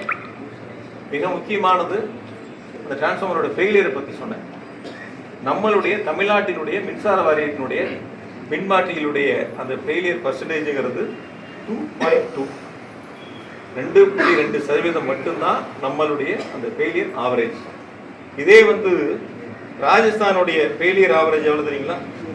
18.2%. நேஷனல் ஆவரேஜுங்கிறது 5.5%. இந்த மின்மாற்றிகளுடைய பழுதுங்கிறது நேஷனல் ஆவரேஜ் 5.5%, நம்மளுடைய 2.2%. அதனால இந்த மின்மாற்றிகளுக்கும் அந்த மின்மாற்றிகளுக்கும் அவர்கள் கோட் பண்ணியிருக்கிற ரேட்டுக்கும் இதுக்குள்ள இடைவெளிக்குள்ள வித்தியாசங்கள்ல என்னென்ன கண்டிஷன் கூடுதலா இருக்கு, எதனால அதனுடைய பயன் நான் என்னன்னு சொல்றேன். அதனுடைய பயன் 60 வருஷம் நம்ம 60 மாசம் கேரண்டி கொடுக்குறோம்னா 60 மாசம் அவங்களுடைய பொறுப்பு. அது ஃபெயிலியர் ஆச்சுன்னா அவங்க பொறுப்பு எடுத்துக்கணும். 5% நம்ம பணத்தை பிடிச்சி வச்சிருக்கோம், நிதியை பிடிச்சி வச்சிருக்காங்க மின்சார வாரியம். இப்போ 25 வருஷம் அவரே சொல்றாரு மின்மாற்றிகள் 25 வருஷம் கடந்து இருக்கு, அதெல்லாம் நாங்க மாத்தணும் அப்படிங்கிறாரு. பொதுவாக என்னன்னா ஒரு ஃபெயிலியர் ஆகக்கூடிய இந்த மாதிரி 16 வருஷம்லாம் ஃபெயிலியர் இருந்துச்சுன்னா எல்லா இடங்களையும் பவர் கட் வரும். எங்கெல்லாம் வந்து டிரான்ஸ்ஃபார்மர் ஃபெயிலியர் ஆகுதோ அப்போ பவர் கட் வரும். நம்ம அதுக்கான பணிகளை செய்யும் போது கூடுதல் பணியாளர்கள் தேவை, அதுக்கான மின்மாற்றிகள் கூடுதலாக தேவை, செய்யக்கூடிய பணிகள் இருக்கும், பவர் கட்டு நிறையா இருக்கும். இப்போ இந்த பவர் கட்டை குறைஞ்சதுக்கு நம்ம எடுத்திருக்கக்கூடிய உள்கட்டமைப்பு வசதி அது தரமாக இருக்கும். நான் ஒன்று உங்கள் மூலியமா மின்துறை அமைச்சர்கிட்ட கேட்டுக்கிறேன், அவங்களுக்கு இப்போ டெண்டர்லாம் போடுவாங்கல்ல இந்த 5 வருஷத்துல, அவங்களுக்கு டெண்டர்லாம் போடுவாங்க. அப்போ இந்த டெண்டர் கண்டிஷனை மாத்தாம, டெண்டர் கண்டிஷனை விலையை குறைச்சிட்டேங்கிறதுக்காக இந்த டெண்டர்ல இருக்கக்கூடிய கண்டிஷன்லாம் மாற்றி, இப்போ நான் சொன்னேன்ல ஒரிஜினலாக டூப்ளிகேட் ஸ்பேர் பார்ட்ஸ் கடையில் கேட்குற மாதிரி கண்டிஷன்லாம் மாத்தாம இதே கண்டிஷனை வச்சு அவர் புது டெண்டர் போட்டு என்ன ரேட்டுக்கு வாங்குறாரு, அவர் என்ன ரேட்டுக்கு பர்ச்சேஸ் பண்றாரு, பியூ ஆர்டர் பண்ணுறாரு. ஆனால் டெண்டர் கண்டிஷன் மாத்தாம இருக்கு. அதை மாத்தாம இப்ப இருக்கக்கூடிய என்ன கண்டிஷன் இருந்துச்சு, என்ன பயன்பாட்டுக்கு நம்ம கொண்டு வந்திருக்கிறோம், என்ன ஆவரேஜ் ஃபெயிலியர் இருக்கு, இதெல்லாம் பார்த்து இதுல எந்தவித சேஞ்சஸும் இல்லாம இதே ரேட்டுக்கு அவர் பர்ச்சேஸ் பண்றாரா இல்ல ரேட்டு கூட வருதான்னு பார்ப்போம், பொறுத்திருந்து பார்ப்போம். நானும் உங்களோட சேர்ந்து அதை பார்க்கிறேன். அப்ப குற்றச்சாட்டு நடந்துச்சா நடக்கலையா, ஏன்னா அவர் டெண்டர் கண்டிஷன்லாம் மாற்றி டூப்ளிகேட் ஸ்பேர் பார்ட்ஸ் மாதிரி வந்து இருக்கிறதுலே ரொம்ப தர மோசமான கண்டிஷனை போட்டு செகண்ட் சேல்ஸ் மாதிரி வந்து தரங்கட்ட டிரான்ஸ்ஃபார்மர் வாங்கி நான் விலையை குறைச்சிட்டேன்னு பொது வழியில் சொல்வதல்ல. அதனால பவர் கட்டு தான் வரும், டிரான்ஸ்ஃபார்மர் ஃபெயிலியர் தான் வரும். அதனால வரக்கூடிய காலங்களில் இந்த கண்டிஷன்லாம் மாற்றாம இந்த மாதிரி தரமான இடையில எந்த ஃபெயிலியரும் இல்லாம தமிழ்நாடு மின்சார வாரியம் கொள்முதல் செய்வதற்கான டெண்டர்ல என்ன ரேட் வருது அப்படிங்கிறத நம்ம பொறுத்திருந்து பார்ப்போம். அதனால இந்த மின்மாற்றிகளை பொறுத்தவரை நான் உங்களிடத்தில் மிக தெளிவாக சொல்வது, இந்த ஒரு டெண்டர் மட்டும் நான் உங்களுக்கு உதாரணத்துக்கு சொன்னேன். இது மாதிரி தான் மீதி இருக்கக்கூடிய 6 டெண்டரும். சில டெண்டர்லாம் வந்து ராஜஸ்தான் 12 இருந்து 14 மாசம் அல்லது 30 மாசங்கள் இருக்கு. நம்ம எல்லா டிரான்ஸ்ஃபார்மருடைய கேரண்டி பீரியடும் 60 மாசம். ஒன்று கூட நம்ம 60க்கு கீழே கிடையாது. அதனால எல்லாத்துலேயும் நம்ம 60 மாசம். அதே போல் 5% செக்யூரிட்டி டெபாசிட். இது எல்லாமே அந்த டெண்டர் கண்டிஷனுங்கிறது ரொம்ப தெளிவாக வெளிப்படத்தன்மையோடு இருக்குது. யாரெல்லாம் அதில் வந்து டெண்டர் அட்டன் பண்ணாங்க, ஒவ்வொரு டெண்டர்லையும் எத்தனை பேர் அட்டன் பண்ணாங்க, எத்தனை பேர் ஃபைனல் ஒர்க் ஆர்டருக்கு வந்தாங்க, பிஓ வாங்குறதுக்கு எத்தனை பேர் வராமல் வெளியில் போனாங்கன்னு ஒவ்வொரு டெண்டருக்கும் தனித்தனியாக நாங்கள் நீதிமன்றத்துலையும் கொடுத்துருக்குறோம். வரக்கூடிய சிபிஐ விசாரணையாக இருந்தால் அதுலேயும் கொடுப்போம். கண்டிப்பாக வந்து எங்களுடைய கருத்துக்களை நடந்தது என்னங்கிறது எப்படி ஆடிட்லாம் வந்து எந்த ஆட்சேபனையும் இல்லாமல் மிக தெளிவாக வெளிப்படத்தன்மையோடு அந்த கொள்முதல் இருந்துச்சோ அதுபோல் நிச்சயமா அதுக்கான கருத்துக்களை முன்வைப்போம். அதே போல இன்னைக்கு வந்து ஏதோ அந்த செமிகண்டக்டர் சம்பந்தமா ஒரு கருத்தை ஒன்று கண்டக்டர் இதுல வந்து புதுசா சொல்லியிருக்காரு. இன்னைக்கு இது வரைக்கும் சொல்லலை, இப்போ இன்னைக்கு சொல்லியிருக்காரு. அது ஒரு 9 டெண்டர் இருக்கு கண்டுபிடிச்சிருக்கோம் அப்படின்னு சொல்லிட்டு அது என்ன கருத்தை சொல்றாங்கன்னு நான் பார்ப்போம். அதுல வந்து L1 பிரைஸ் எல்லாரும் ஒரே பிரைஸை போட்டிருக்காங்கன்னு சொல்றாரா, இல்லது வந்து அதுல தவறுகள் நடந்திருக்குன்னு சொல்ல போறாரா, என்ன நடந்திருக்குன்னு சொல்ல போறாங்கன்னு பார்த்துட்டு நான் அதுக்கு பதில் சொல்றேன். ஏன்னா தமிழ்நாடு மின்சார வாரியத்தை பொறுத்த வரைக்கும் எதுவும் கவர் மறைமுக டெண்டரே கிடையாது. முழுசும் ஆன்லைன் டெண்டரு போர்ட்டலில் தான் டெண்டர் போடுறாங்க. யார் வேணாலும் போடலாம், இந்தியாவில் யார் வேணாலும் போடலாம் வெளியில இருந்தும். அந்த டெண்டரோட டாக்குமெண்ட்டை இவங்க பார்ப்பாங்க. பார்த்ததுக்கப்புறம் சரியா இருக்கிறத அக்செப்ட் பண்ணுவாங்க.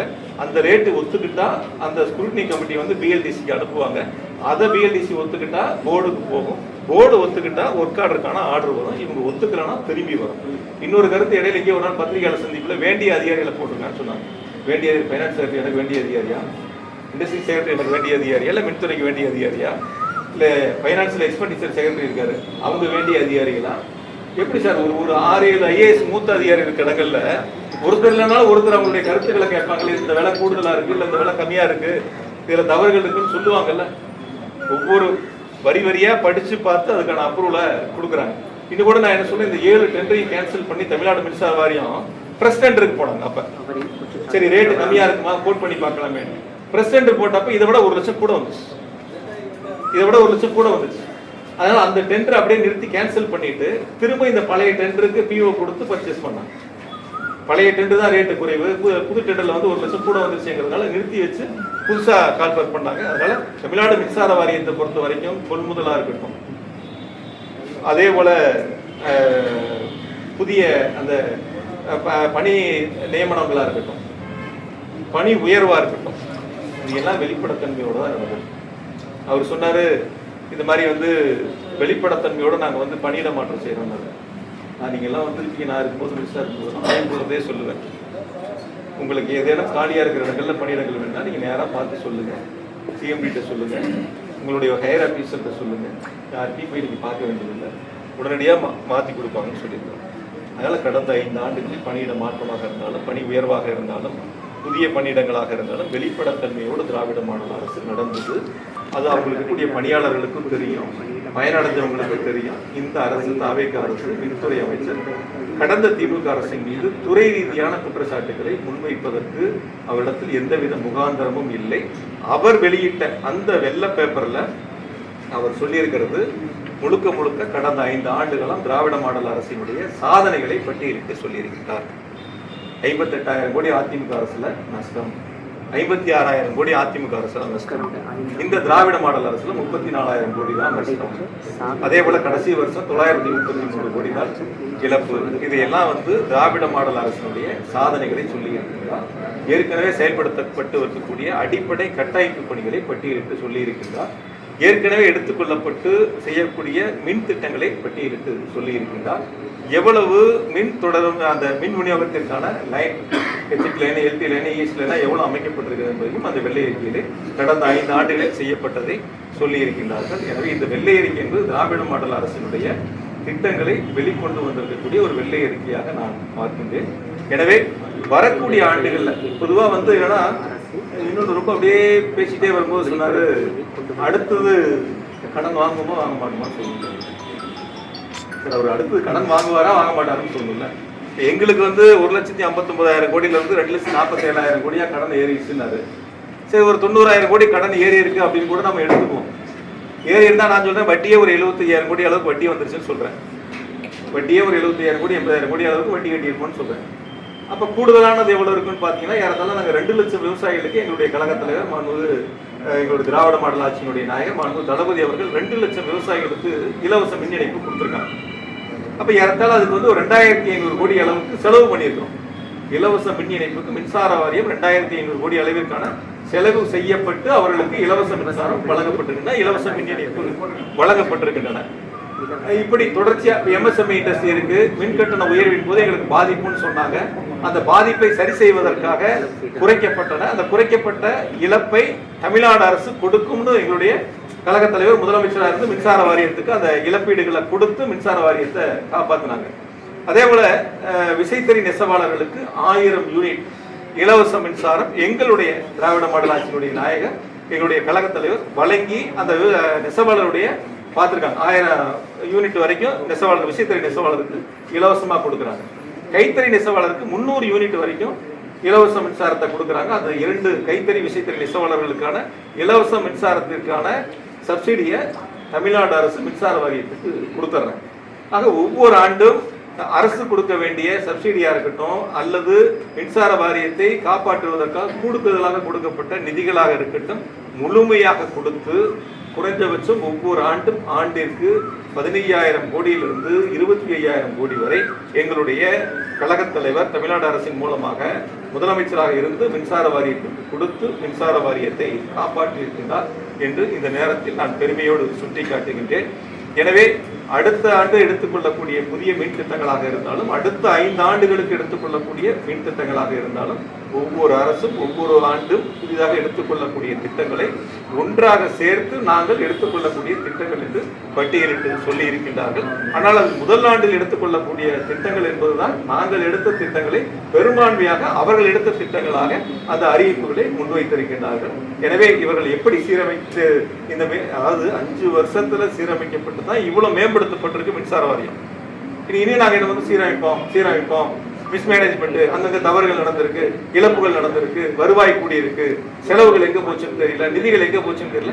இந்த செலவுகளுக்கெல்லாம் எவ்வளவு நிதிகள் செலவிடப்பட்டிருக்கின்றன, கூடுதலாக ஏற்பட்ட செலவினங்கள் எப்படி சமாளிக்கப்பட்டிருக்கின்றன, எப்படி 58,000 கோடியிலிருந்து கடந்த ஆண்டு 933 கோடியாக குறைக்கப்பட்டது என்பதெல்லாம் இன்றைய மின்துறை அமைச்சர் தெரிந்து கொண்டு புரிந்து கொண்டு கடந்த ஆட்சியின் மீது சொல்லக்கூடிய குற்றச்சாட்டுகளை அவர் உணர வேண்டும்.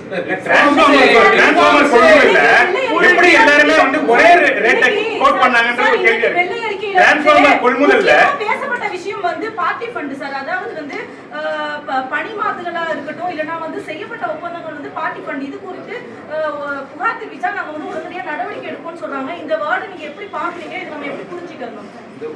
ஒரு விஷயங்க என்னிடம் கேட்ட கேள்வி அங்க அவர்கிட்ட கேட்டிருக்காங்க. பணியிட மாறுதல் சம்பந்தமா பார்ட்டி ஃபண்ட் அப்படின்னு சொல்லியிருந்தா இது வரைக்கும் யாராவது புகார் பண்ணாங்க?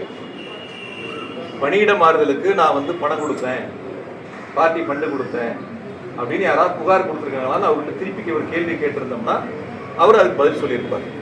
அதாவது போற போக்குல பொத்தாம்பதுவா ஒரு குற்றச்சாட்டை வந்து பணியிட மாறுதலுக்கு, பணி நியமனங்களுக்கு, பணி உயர்வுக்கு இப்படி எல்லாம் வந்து பார்ட்டி ஃபண்டு அப்படின்னு இருக்குதுன்னு சொல்வது என்பது நான் இப்பவும் தெளிவா சொல்றேன். எங்களுக்கு மடியில கனம் இல்லை, படியில பயம் இல்லை. சொல்லக்கூடிய புதிதாக பொறுப்பேற்றிருக்கின்ற தாவக அரசு இன்றைய மின்துறை அமைச்சர் சொல்லக்கூடிய குற்றச்சாட்டுகளுக்கு ஆதாரத்தோட பதில்.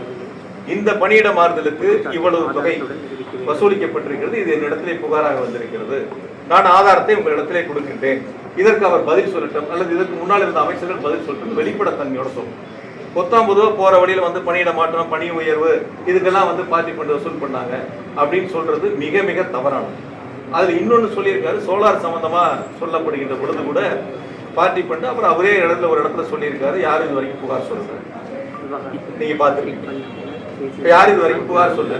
அப்ப புகார் சொல்லாத ஒரு குற்றச்சாட்டை நீங்களாக மக்களிடத்தில் கடந்த திராவிட மாடல் அரசுக்கு ஒரு அவப்பெயரை உருவாக்க வேண்டும் என்ற குறுகிய மனப்பான்மையோடு இந்த குற்றச்சாட்டை முன்வைக்கின்றார்.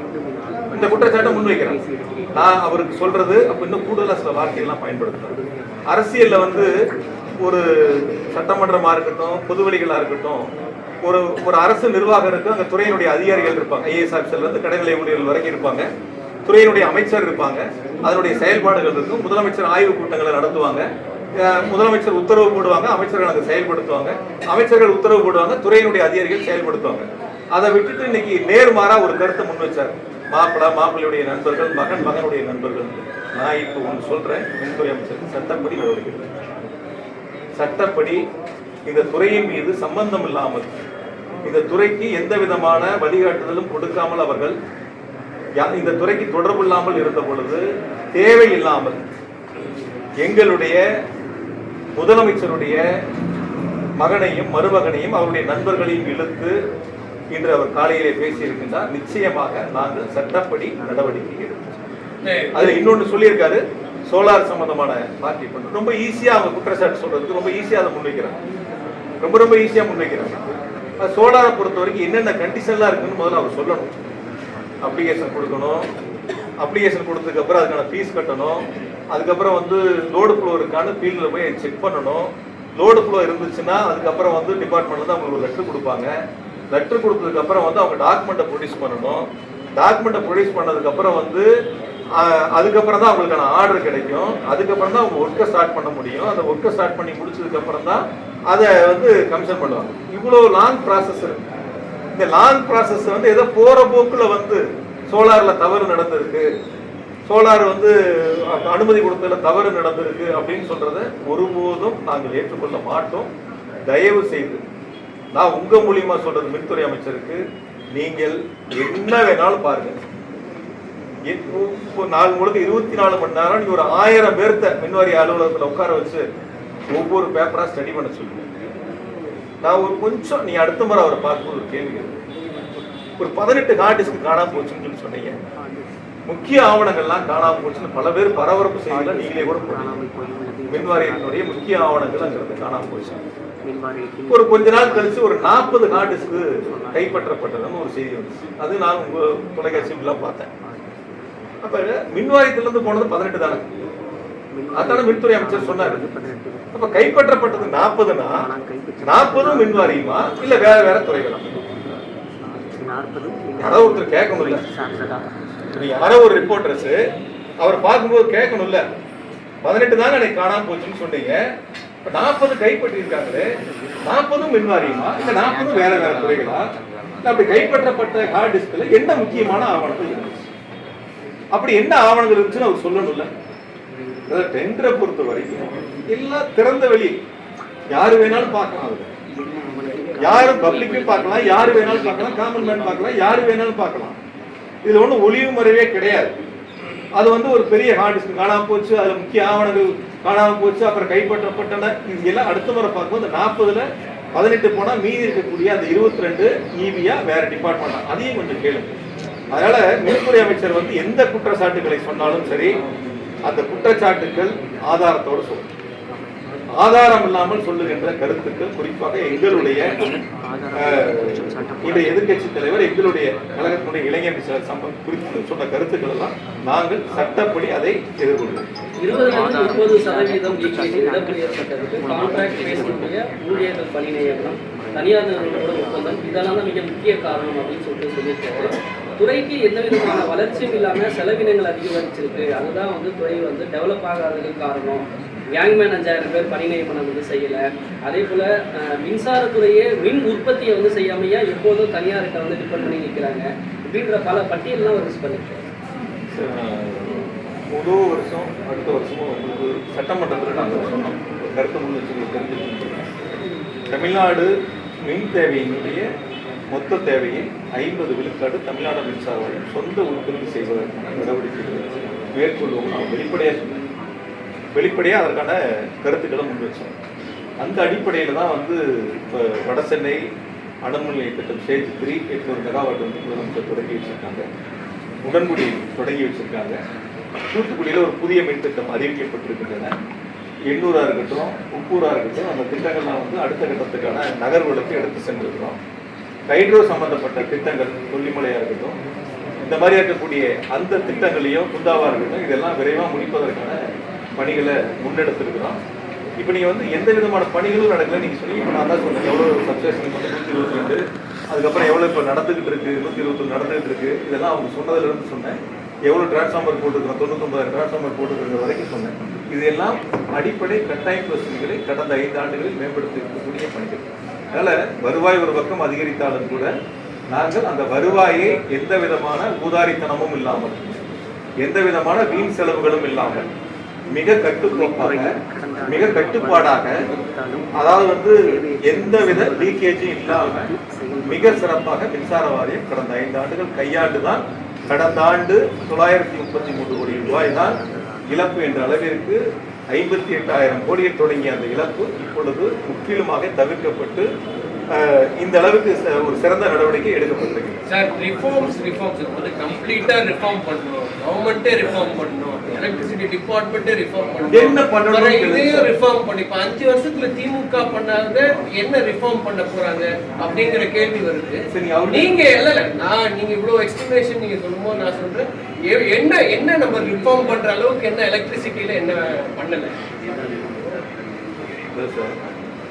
ஆண்டுதோறும் உயரக்கூடிய மின் தேவை அதை வந்து நம்ம அடுத்த 5 வருஷத்துல எவ்வளவு இன்க்ரீஸ் ஆகும், அதுக்கு அடுத்த வருஷங்கள் எப்படி, அடுத்தடுத்த 5 வருஷங்கள் எப்படி இன்க்ரீஸ் ஆகுங்கிறது நம்ம ஒரு கால்குலேஷன் டிபார்ட்மெண்ட்ல போடுவாங்க. அதுக்கான முன்னேற்பாடுகள் செய்வோம். சம்மர் வந்ததுன்னா சம்மர் வந்து அந்த மாசத்துல ஏப்ரல் மேல போய் உட்காந்து கால்குலேட் பண்ணி நம்ம டெண்டர் போட்டா யாரும் சப்ளை பண்ண வரமாட்டாங்க. இப்போ நம்ம என்ன பண்ணுவோம்னா நவம்பர் டிசம்பர்லயே அந்த வேலையை முடிச்சுக்கோம். அதாவது ஏப்ரல் மேக்கு உண்டான டிமாண்டை நம்ம வந்து நவம்பர் டிசம்பர்ல அக்டோபர்லேயே ஸ்டார்ட் பண்ணுவோம். நவம்பர் டிசம்பருக்குள்ள அதுக்கான டெண்டர் கோட் பண்ணி யாரெல்லாம் வர்றாங்க, அது என்ன பிரைஸ், எந்த அளவுக்கு குறைக்க முடியும் அப்படின்னு பேசி அந்த டெண்டர் இறுதி பண்ணுவோம். அதனால நம்முடைய மின் தேவை எந்த அளவுக்கு அதிகரிக்குது, அதுக்கான மின் உற்பத்தி திட்டங்கள் தேவை எப்படி இருக்கு, அது எப்படி நம்ம வெளியில வந்து கொள்முதல் செய்யறோம், அது லாங் டேர்மா, மீடியம் டேர்மா அல்லது ஷார்ட் டேர்ம்ல கொள்முதல் பண்றோமா. அதாவது லாங் டேர்ம்ல நம்ம போகும்போது சம்மர் 2 மாசத்துக்கு மட்டும்தான் நமக்கு பீக் அதிகமாகுதுன்னா மீதி 10 மாசம் நம்ம அந்த மின்சாரத்தை என்ன பண்ண போறோம், நம்முடைய உற்பத்தி ஷட் பண்ண போறோமா, நம்மளுடைய தெர்மல் பிளான்ட் ஆஃப் பண்ணி வைக்க போறோமா, அந்த மின்சாரத்தை பயன்படுத்த போறோமா. இப்ப நம்ம அந்த மின்சாரத்தை பயன்படுத்தினா நம்முடைய தெர்மல் பிளான்ட்டோட ப்ரொடக்ஷன் குறையும் போது நமக்கு இழப்பு ஏற்படுமே. இல்ல அவங்க கிட்ட போட்டது 2 மாசம் மட்டும் வாங்கிட்டு 10 மாசம் வாங்காம இருந்தா 10 மாசத்துக்கு பிக்சர் சார்ஜ் கொடுக்கணுமே. இது எல்லாம் துறை அதிகாரிகள் கலந்து பேசி ஆலோசிச்சு எது நமக்கு சேமிப்பு ஏற்படும், எதுல நமக்கு வந்து குறைந்த செலவினங்கள் ஏற்படும் அப்படிங்கிறத கணக்கிட்டு நம்முடைய தேவைக்கும் நம்முடைய உற்பத்திக்கும் நம்முடைய கூடுதலாக தேவைப்படுகின்ற மின்சாரத்தையும் கொள்முதல் செய்வதற்கான பணிகள் எடுக்கிறது ஒரு வகை. அப்ப எவ்வளவு நமக்கு அதிகரிக்குதோ அதற்கான மின் விநியோக கட்டமைப்பை மேம்படுத்துவது ஒரு வகை. இது 2 தான் மின்சார வாரியத்தில் இருக்கக்கூடிய பணிகள். இந்த 2ஐயும் சீரா நடவடிக்கை எடுத்தா போதுமானது. அதுக்கு தான் நான் சொன்னேன், போன 5 வருஷத்துல 423 துணை நிலையங்கள் கணக்கெடுக்கப்பட்டு அறிவிக்கப்பட்டு இடங்கள் தேர்வு செய்யப்பட்டு துணை நிலையங்கள் எவ்வளவு முடிச்சிருக்கிறோம், எவ்வளவு நடந்துகிட்டு இருக்குன்னு அவங்க சொல்லியிருக்காங்க, எவ்வளவு இடம் எடுத்திருக்கிறோம், இப்ப அடுத்து அந்த டெண்டருக்கு எவ்வளவுலாம் ரெடியா இருக்குங்கிறது சொல்லியிருக்கோம். இப்போ துணை மின்நிலையங்கள் தேவை, புதிய டிரான்ஸ்ஃபார்மர்கள் தேவை, புதிய லைன்கள் புதுசாக போடணும், அந்த கட்டமைப்பு உருவாக்கணும். இது 2 தான் பெரும்பான்மையாக மின்சார வாரியத்தில் செய்யக்கூடிய பணிகள். கூடுதலாக வந்து தேவைப்படுகின்ற பணியாளர்களை நியமிக்கணும். 5000 பேர் கேங்மேனை பற்றி சொன்னார். நாங்கள் எங்களுடைய கழக தலைவர் முதலமைச்சராக இருந்த பொழுது அந்த கேங்மேன் வந்து முதலமைச்சர் வழியில பார்த்து கூட அந்த மனுக்களை கொடுத்தாங்க. ஆய்வு கூட்டங்கள்ல எங்களுக்கு எங்க கழக தலைவர் முதலமைச்சராக இருந்த பொழுது போட்ட உத்தரவு அந்த கேங்மேன் 5000 பேரையும் நியமிக்கணும் அப்படின்னு உத்தரவு போட்டாங்க. அதுக்கான எவ்வளவு செலவினங்கள் ஏற்படும், எவ்வளவு பேர் என்னங்கிறதெல்லாம் எடுத்து நாங்கள் நிதித்துறைக்கு அனுப்பியிருந்தோம். அந்த நிதித்துறைக்கு அனுப்பப்பட்ட கோப்புகளின் மீது தான் இப்போ உத்தரவு வாங்கியிருக்கோம். அனுப்பப்பட்ட கோப்புகளின் மீது தான் உத்தரவு வாங்கியிருக்காங்க. இன்னொன்று வந்து 15000 பேர் புதுசா போஸ்டிங் எடுக்கிறேன்னு சொன்னாங்க. நாங்க 2 ப்ரொபோசல் கொடுத்திருந்தோம். ஒன்று 15000, இன்னொரு 10000. 15000 நியமனம் பண்ணா எவ்வளவு செலவு வரும் வருஷம், 10000 நியமனம் பண்ணா எவ்வளவு செலவு வரும், 2 ப்ரொபோசல் டேஞ்சர் கோல் இருந்துச்சு. அதுல 15000 எடுத்து ஒப்புதல் வாங்கியிருக்கேன்னு சொன்னாங்க. சார் நான் ஒன்று கேட்கிறேன் சார், 65000 பேர் காலின்னு சொன்னாங்க சார்.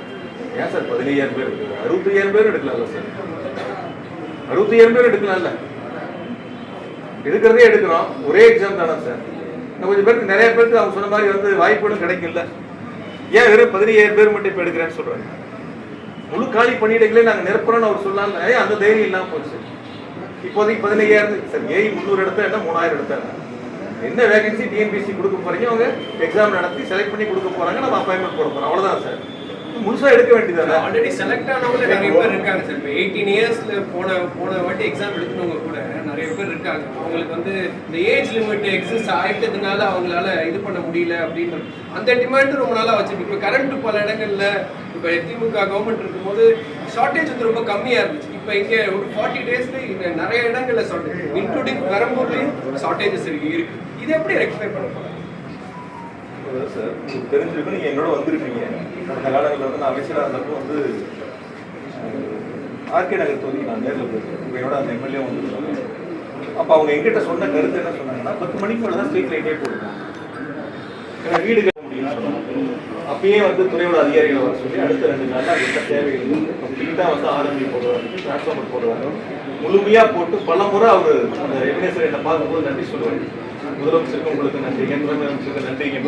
அப்போ நம்ம வந்து எந்தெந்த இடங்கள் நீங்கள் வந்து இன்னொன்று நீங்கள் பார்த்துருப்பீங்க, சட்டமன்றத்தில் ஒவ்வொரு வருஷமும் சட்டமன்றத்தில் மின் வாரியத்தில் தொகுதிகள் வாரியாக செய்யப்பட்ட பணிகளை புக்லெட்டாக போட்டு டேபிள் வச்சுருக்கோம். தொகுதி வாரியாக ஒரு தொகுதிக்கு ஒரு நோடல் ஆஃபீஸரும் முதலமைச்சருடைய வழிகாட்டுதலோட நியமிச்சிருந்தோம்.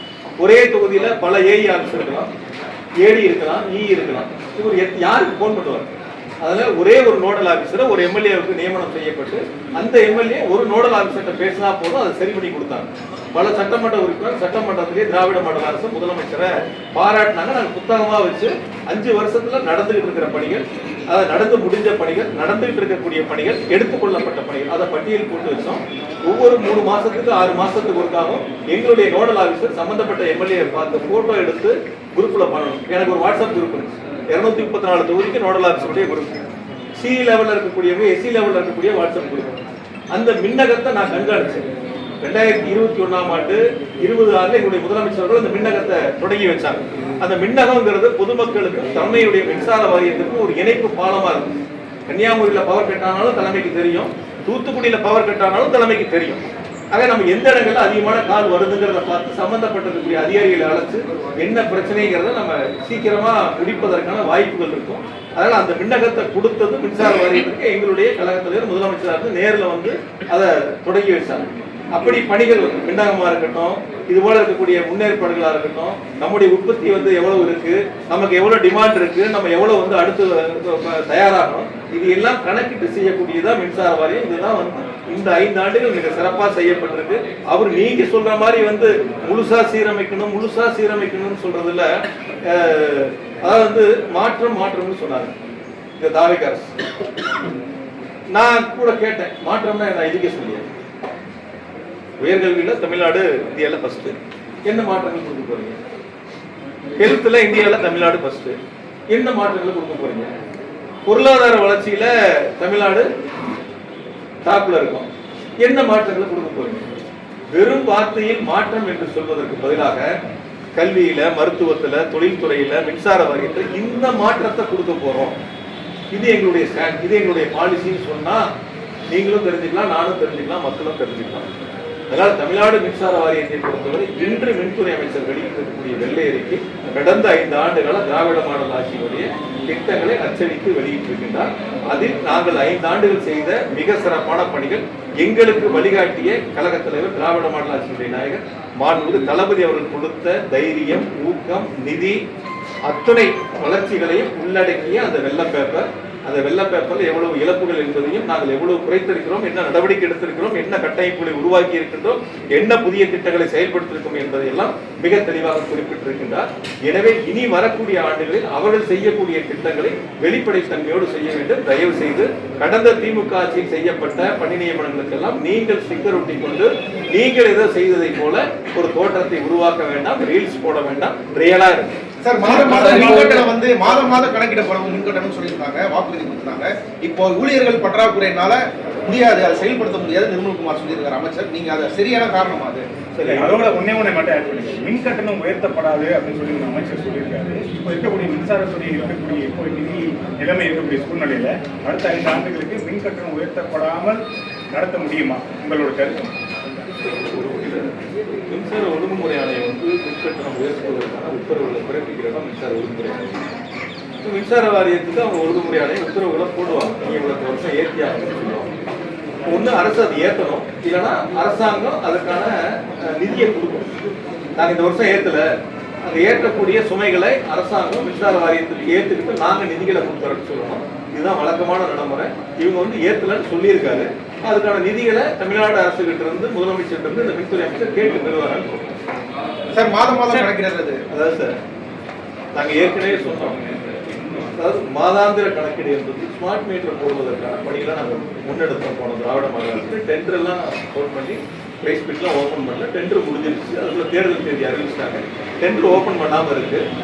இந்த அரசாங்கம் வந்து அதுக்கு சில சாக்கு போக்கலாம் சொல்றாங்க. 30,000 கோடி தேவைப்படுது அப்படின்ட்டு. தனிய ஒரு வளர்ச்சி வேணும்ல. எந்த ஒரு வேலையுமே நீங்க ஐபோன் 16 வேணும், அடுத்து 17 வரும், வரதான செய்யும். 17 வந்துருமேங்கிறத 16 வாங்காம இருப்பீங்களான்னு கேட்குறேன். இது ரொம்ப அதிபுத்திசாலித்தனமா ஒரு கருத்து சொல்றாரு. சிம் கார்டு போடணும், அடுத்து வந்து இன்னொரு டெக்னாலஜி வந்துட்டா இது என்ன பண்றது, இது என்ன பண்றதுன்னு. இப்போ அடுத்து இன்னொரு லேட்டஸ்ட் மாடல் வருதுங்கிறதுக்காக இந்த மாடல் யாரும் வாங்காம இல்லையே, யாரும் பயன்படுத்தாம இல்லையே.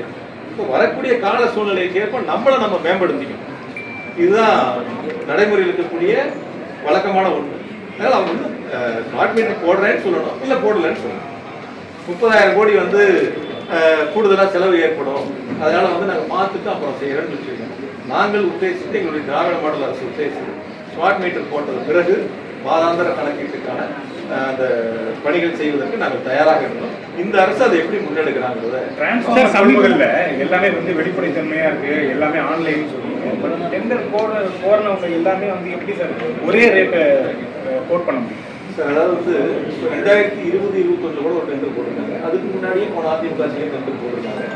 அதாவது எல்லாம் ஒரே விலைப்புள்ளிகளை கோருகிறார்கள் என்பது நமக்கு முக்கியம். அவங்க எப்படி வேணாலும் கோட் பண்ணுறாங்க. அதற்கு பிறகு அவங்களை அழைத்து எவ்வளவு ரேட்டு குறைக்கிறாங்க அப்படிங்கிறது. எல்லோன்னு ஒருத்தர் இருப்பாங்க, 25 பேர் இருப்பாங்க. 25 பேர் இருப்பாங்க.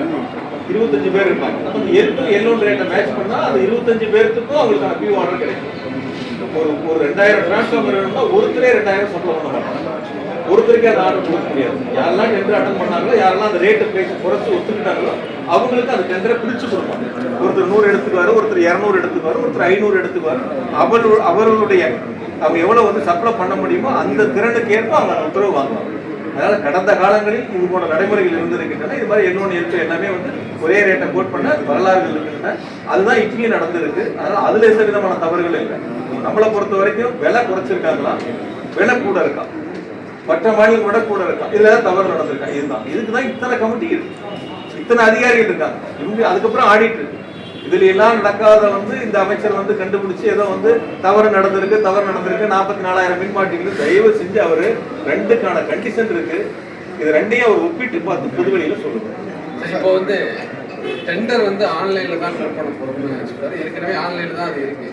டிஎன்பிசி மூலம் தான் ஆட்களை தேர்வு செய்ய போறோம்னு சொல்றாரு. ஏற்கனவே டிஎன்பிசி மூலம் தான் தேர்வு பண்ணாங்க. அதிமுக ஆட்சியில் மின்வாரியமே தேர்வு நடத்தி பொறியாளர்களை தேர்வு பண்ணாங்க. அந்த திமுக ஆட்சி வந்து டிஎன்பிசிங்கிற முறையை மாட்டினீங்க. அதே இதை புதுசா சொல்ற மாதிரி ஒரு விஷயத்தை சொல்றாங்க. இந்த 5 வருஷம் திமுக ஆட்சியில் பண்றது 2011 21 வரை அதிமுக ஆட்சியில் நடந்த மின் திட்டங்களை பத்தியோ அதை பத்தி வெள்ளை அறிக்கையில குறிப்பிட்டு பேசல. ஆனா கிடையாது. இந்த 5 வருஷத்தை பத்தி பேசுறதுக்கான காரணம் என்ன சார்? 34,000 கோடி இழப்பு பத்தி ரொம்ப பெருசா பேசுறாங்க கேட்ட மாதிரி. அந்த 56,000 கோடி இழப்பு, 58,000 கோடி பத்தி ரொம்ப பெருசா பேசல. அப்படியே ஒரு வரியில் அந்த ஒரு வார்த்தையில கடந்து போயிட்டாங்க. சரி, பரவாயில்ல. அவருடைய எண்ணங்கள் வந்து திமுக மீது பள்ளி போடணும், திமுக 5 வருஷம் திமுக அரசின் மீது பள்ளி போடணும், திமுக ஏதோ ஒரு தவறுகள் நடந்து விட்டதை போல ஒரு தோற்றத்தை உருவாக்கணும். அதுக்கான முயற்சிகளை தான் இன்றைய தாவேக அரசு எடுக்குது. அதுக்கு அவங்க பயன்படுத்தக்கூடிய சில வார்த்தைகளை பயன்படுத்துறாங்க. நான் தான் இப்போ முன்னாடி சொன்னேன், கோளாறா இருக்கட்டும், மற்ற விஷயங்களா இருக்கட்டும், அவங்க சொல்றதுக்கான ஆதாரத்தை கொடுக்கணும். நாங்கள் சட்டப்படி சந்திப்போம். நாளைக்கு இனி வரக்கூடிய நாட்களில் அது மாதிரி வந்து தவறுதலாக சொன்னால், ஆதாரம் இல்லாமல் சொன்னால் நிச்சயமாக நாங்கள் வேடிக்கை பார்க்க மாட்டோம், பொறுத்திருக்க மாட்டோம். சட்டப்படி முதலமைச்சருடைய பதிலுரையில் மின்வெட்டை பத்தி பேசும்போது சிலர் வேண்டுமென்றே சூழ்ச்சி செய்து இந்த மின்வெட்டை ஏற்படுத்துறாங்கன்னு அந்த ஒரு பேச்சு வந்து பேசினாரு. அதுக்கு பதில் என்ன? இப்ப இருக்கக்கூடிய மின்வெட்டுக்கு அவங்க அரசியல் காரணம் வைக்கிறாங்க. இதுக்கு இப்ப நடைபெறக்கூடிய மின்வெட்டுக்கு காரணம் என்ன நீங்க நினைக்கிறீங்க? பியூஸ் கேரியர் திருட்டு போறது, சில கருப்பாடுகள் இருக்கிறது அப்படிலாம் சொல்றாங்க. அதாவது மின்வாரியத்தில் பணிபுரியக்கூடியவர்கள்ல கருப்பாடுகள் இருக்கு. அப்புறம் 1% கருப்பாடுன்னு 100% இருக்கிற இடங்கள்ல 1% கருப்பு யாரும் கண்டுபிடிக்க முடியாது. கண்டுபிடிக்க முடியாது. 100 பேர் வேலை செய்யற இடங்கள்ல ஒருத்தர் தவறு பண்ணா யார் அந்த தவறு பண்றான்னு கண்டுபிடிச்சு நடவடிக்கை எடுக்க வேண்டியது அரசினுடைய கடமை, துறையினுடைய கடமை. அப்ப நான் முன்னாடி சொன்னேன், இரவு பகல் பாராம, மழை வெயில் பார்க்காம, நேரங்காலம் பார்க்காம உழைக்கக்கூடியவங்க, மின்வாரியத்தில் பணிபுரியக்கூடிய பணியாளர்கள், அதிகாரிகள். இப்ப அவங்கள கருப்பு ஆடுன்னு குற்றம் சொல்றாரு. இப்ப அவங்கள வச்சுதான் நம்ம அந்த மின் விநியோகத்தை செய்யறோம். இப்ப அந்த கருப்பாடுகளை கண்டுபிடிச்சு நடவடிக்கை எடுக்க முடியலன்னா அப்ப அவர் சொல்றது தவறு. அவர் தவறான கருத்தை, பொய்யான கருத்தை முன் வச்சிருக்காரு. அது ஒண்ணு. இப்ப சட்டமன்றத்துல நாங்க சொன்னோம், ஃபியூஸ் கேரியர் திருட்டு போச்சுன்னு ஒரு கருத்தை சொன்னார். பகல்ல திருட்டு போன வீடியோவுக்கு இரவுல தடை ஏற்படுன்னு சொன்னோம். இப்ப நான் சொன்னேன், பெரம்பூர்ல 260 RMU போட்டிருக்கிறோம் போன 5 வருஷத்துலன்னு சொன்னோம். ஒரு அரசு அமைந்தவுடன் அந்த அரசினுடைய அமைச்சர், அந்த துறையினுடைய அமைச்சர் சம்பந்தப்பட்ட அதிகாரிகளை அழைத்து ஆய்வு கூட்டங்களை நடத்தி எப்படி அந்த துறை செயல்படுகிறது, எப்படி மின் விநியோகம் நடைபெறுகிறது, எங்கெங்கே தவறுகள் நடைபெறுகின்றன, அந்த மின் விநியோகத்தில் எங்கெங்க பாதிப்புகள் இருக்கு, அதை எப்படி சரி செய்யலாம் என்பதை செய்ய வேண்டியது துறையினுடைய அமைச்சர். நான் சட்டமன்றத்தில் கேட்டேன், இது வரைக்கும் நீங்க மீட்டிங் துறையினுடைய விநியோகத்திற்கான அந்த பணிகளை செய்யக்கூடிய அதிகாரிகளுடைய அலுவலருடைய கூட்டத்தை நீங்க நடத்தலான்னு சொன்னேன். நாங்க பொறுப்பெடுத்த மண்டலங்கள் வாரியாக போய் நேர்ல சம்பந்தப்பட்ட ஏஐ வரைக்கும் அழைச்சு பேசி என்ன தேவை இருக்கு, எப்படி இருக்கு, என்னெல்லாம் செய்யணும்னு கேட்டு வாங்கி அவங்ககிட்ட மைக் கொடுத்து பேச வச்சோம். கருத்துக்களை நாங்க குறிச்சோம். இங்க அதுக்கான நடவடிக்கைகளை எடுத்தோம். நீங்க 40 நாள் ஆயிடுச்சு, 45 நாள் ஆயிடுச்சுங்கிறீங்க. என்ன ஆய்வு கூட்டங்களை நடத்துறீங்க? இப்ப நான் கேட்டதுக்கு அவர் பதில் சொல்லிருக்கணும்ல. இத்தனை ஆய்வு கூட்டங்களை நடத்திருக்கோம், இத்தனை சிஇ மீட்டிங் நடந்திருக்கு, இத்தனை எஸ்சி மீட்டிங் நடந்திருக்கு, இத்தனை ஏஇ மீட்டிங் நடந்திருக்கு, இதெல்லாம் சொல்லணுமா இல்லையா? அப்ப அப்படி ஒரு கூட்டம் நடந்திருந்தா உங்களுக்கு பத்திரிகை ரிலீஸ் வந்திருக்குல்ல, செய்தி பிரஸ் ரிலீஸ் கொடுத்துருப்பாங்கல்ல. நாங்க இந்த கூட்டங்களை நடத்தணும், இந்த பிரஸ் ரிலீஸ் உங்களுக்கு, இந்த கூட்டத்தில் அமைச்சர் இதெல்லாம் வலியுறுத்தினாருன்னு சொல்லியிருப்பாங்கல்ல. இப்ப எதுவுமே நடக்காம, எதையுமே களத்துக்கு போய் பார்க்காம அவருடைய நோக்கம் ஒன்னே ஒண்ணு உங்களுக்கு வெளிப்படுத்தோட சொன்னோம்னா, நீங்களும் அதை தெரிஞ்சுக்கணும், மக்களும் தெரிஞ்சுக்கணும்னா, அவர் மின்வாரியத்துக்கு செல்வதெல்லாம் கடந்த 5 ஆண்டுகளில் பூத கண்ணாடி போட்டு தேடிட்டு இருக்காரு. சார் என்ன தேடிட்டு இருக்காரு? பூத கண்ணாடி போட்டு லென்ஸ் வச்சு தேடிட்டு இருக்காரு. ஏதேனும் கடந்த திமுக ஆட்சியின் மீது தவறுகளை கண்டுபிடிக்க முடியுமா, குற்றம் சாட்ட முடியுமா, பழி சொல்ல முடியுமா அப்படிங்கிறத தேடிக்கிட்டு இருக்காரு. அவர் இன்னும் இல்ல, ஒரு நாள் அல்ல, ஒரு வாரம் அல்ல, ஒரு மாசம் அல்ல, இன்னும் 10 வருஷம் அவர் தேடினாலும் மின்சாரத்துறையில் எந்தவித தவறுகளும் நடக்கவும் அப்ப நாங்க விடல, முதலமைச்சரும் விடல. மிக வெளிப்படைத்தன்மையோட மின்சார வாரியம் செயல்படும். சட்டமன்றத்துல முதல்வர் விஜய் குட்டி கதை அப்படின்னு சொன்ன விஷயம் பெரும் விமர்சனத்துக்குள்ளாச்சு. அதை குறித்து இன்னைக்கு ஒன்றிய அமைச்சர் நிர்மலா சீதாராமன் கேட்கும் போது அது அரசியல் ரீதியான விமர்சனம் தான், அது சட்டமன்றத்துல பேசுறவங்க வேற எங்கேயும் பேசுவாங்க, திமுக அதுக்கு ஒரு பதில் சொல்லணும்னு சொல்லியிருக்காங்க.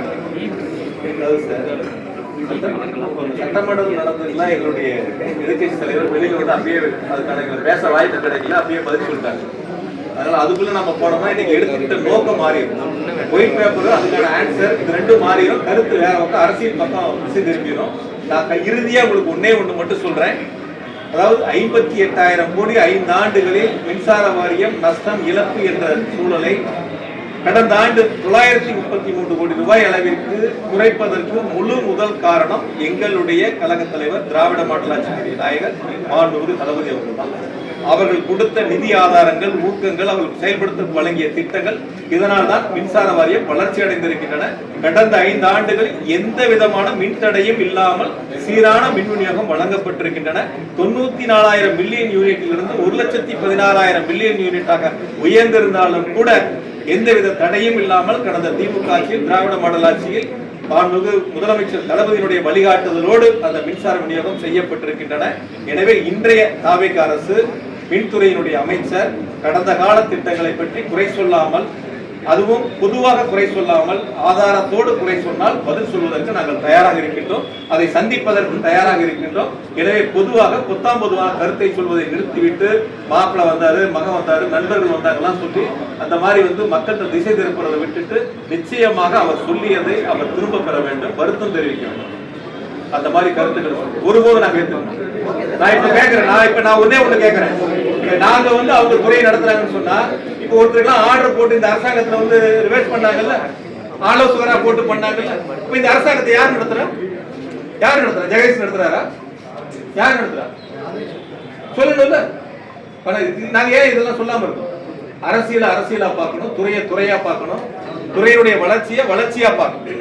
அதனால பொதுவெளியில அரசியல் காழ்ப்புணர்ச்சியோடு சொல்லக்கூடிய குற்றச்சாட்டுகள் ஆதாரத்தோடு சொன்னால் சந்திப்பதற்கு நாங்கள் தயார், விளக்கம் தர தயார். மின்துறை அமைச்சர் இனி வரக்கூடிய நாட்களில் பார்த்து தெரிந்து தெளிவாக பேச வேண்டும். இல்லை என்றால் சட்டப்படி சந்திக்கக்கூடிய சூழல் ஏற்படும். சார், ஜெகதீஷ்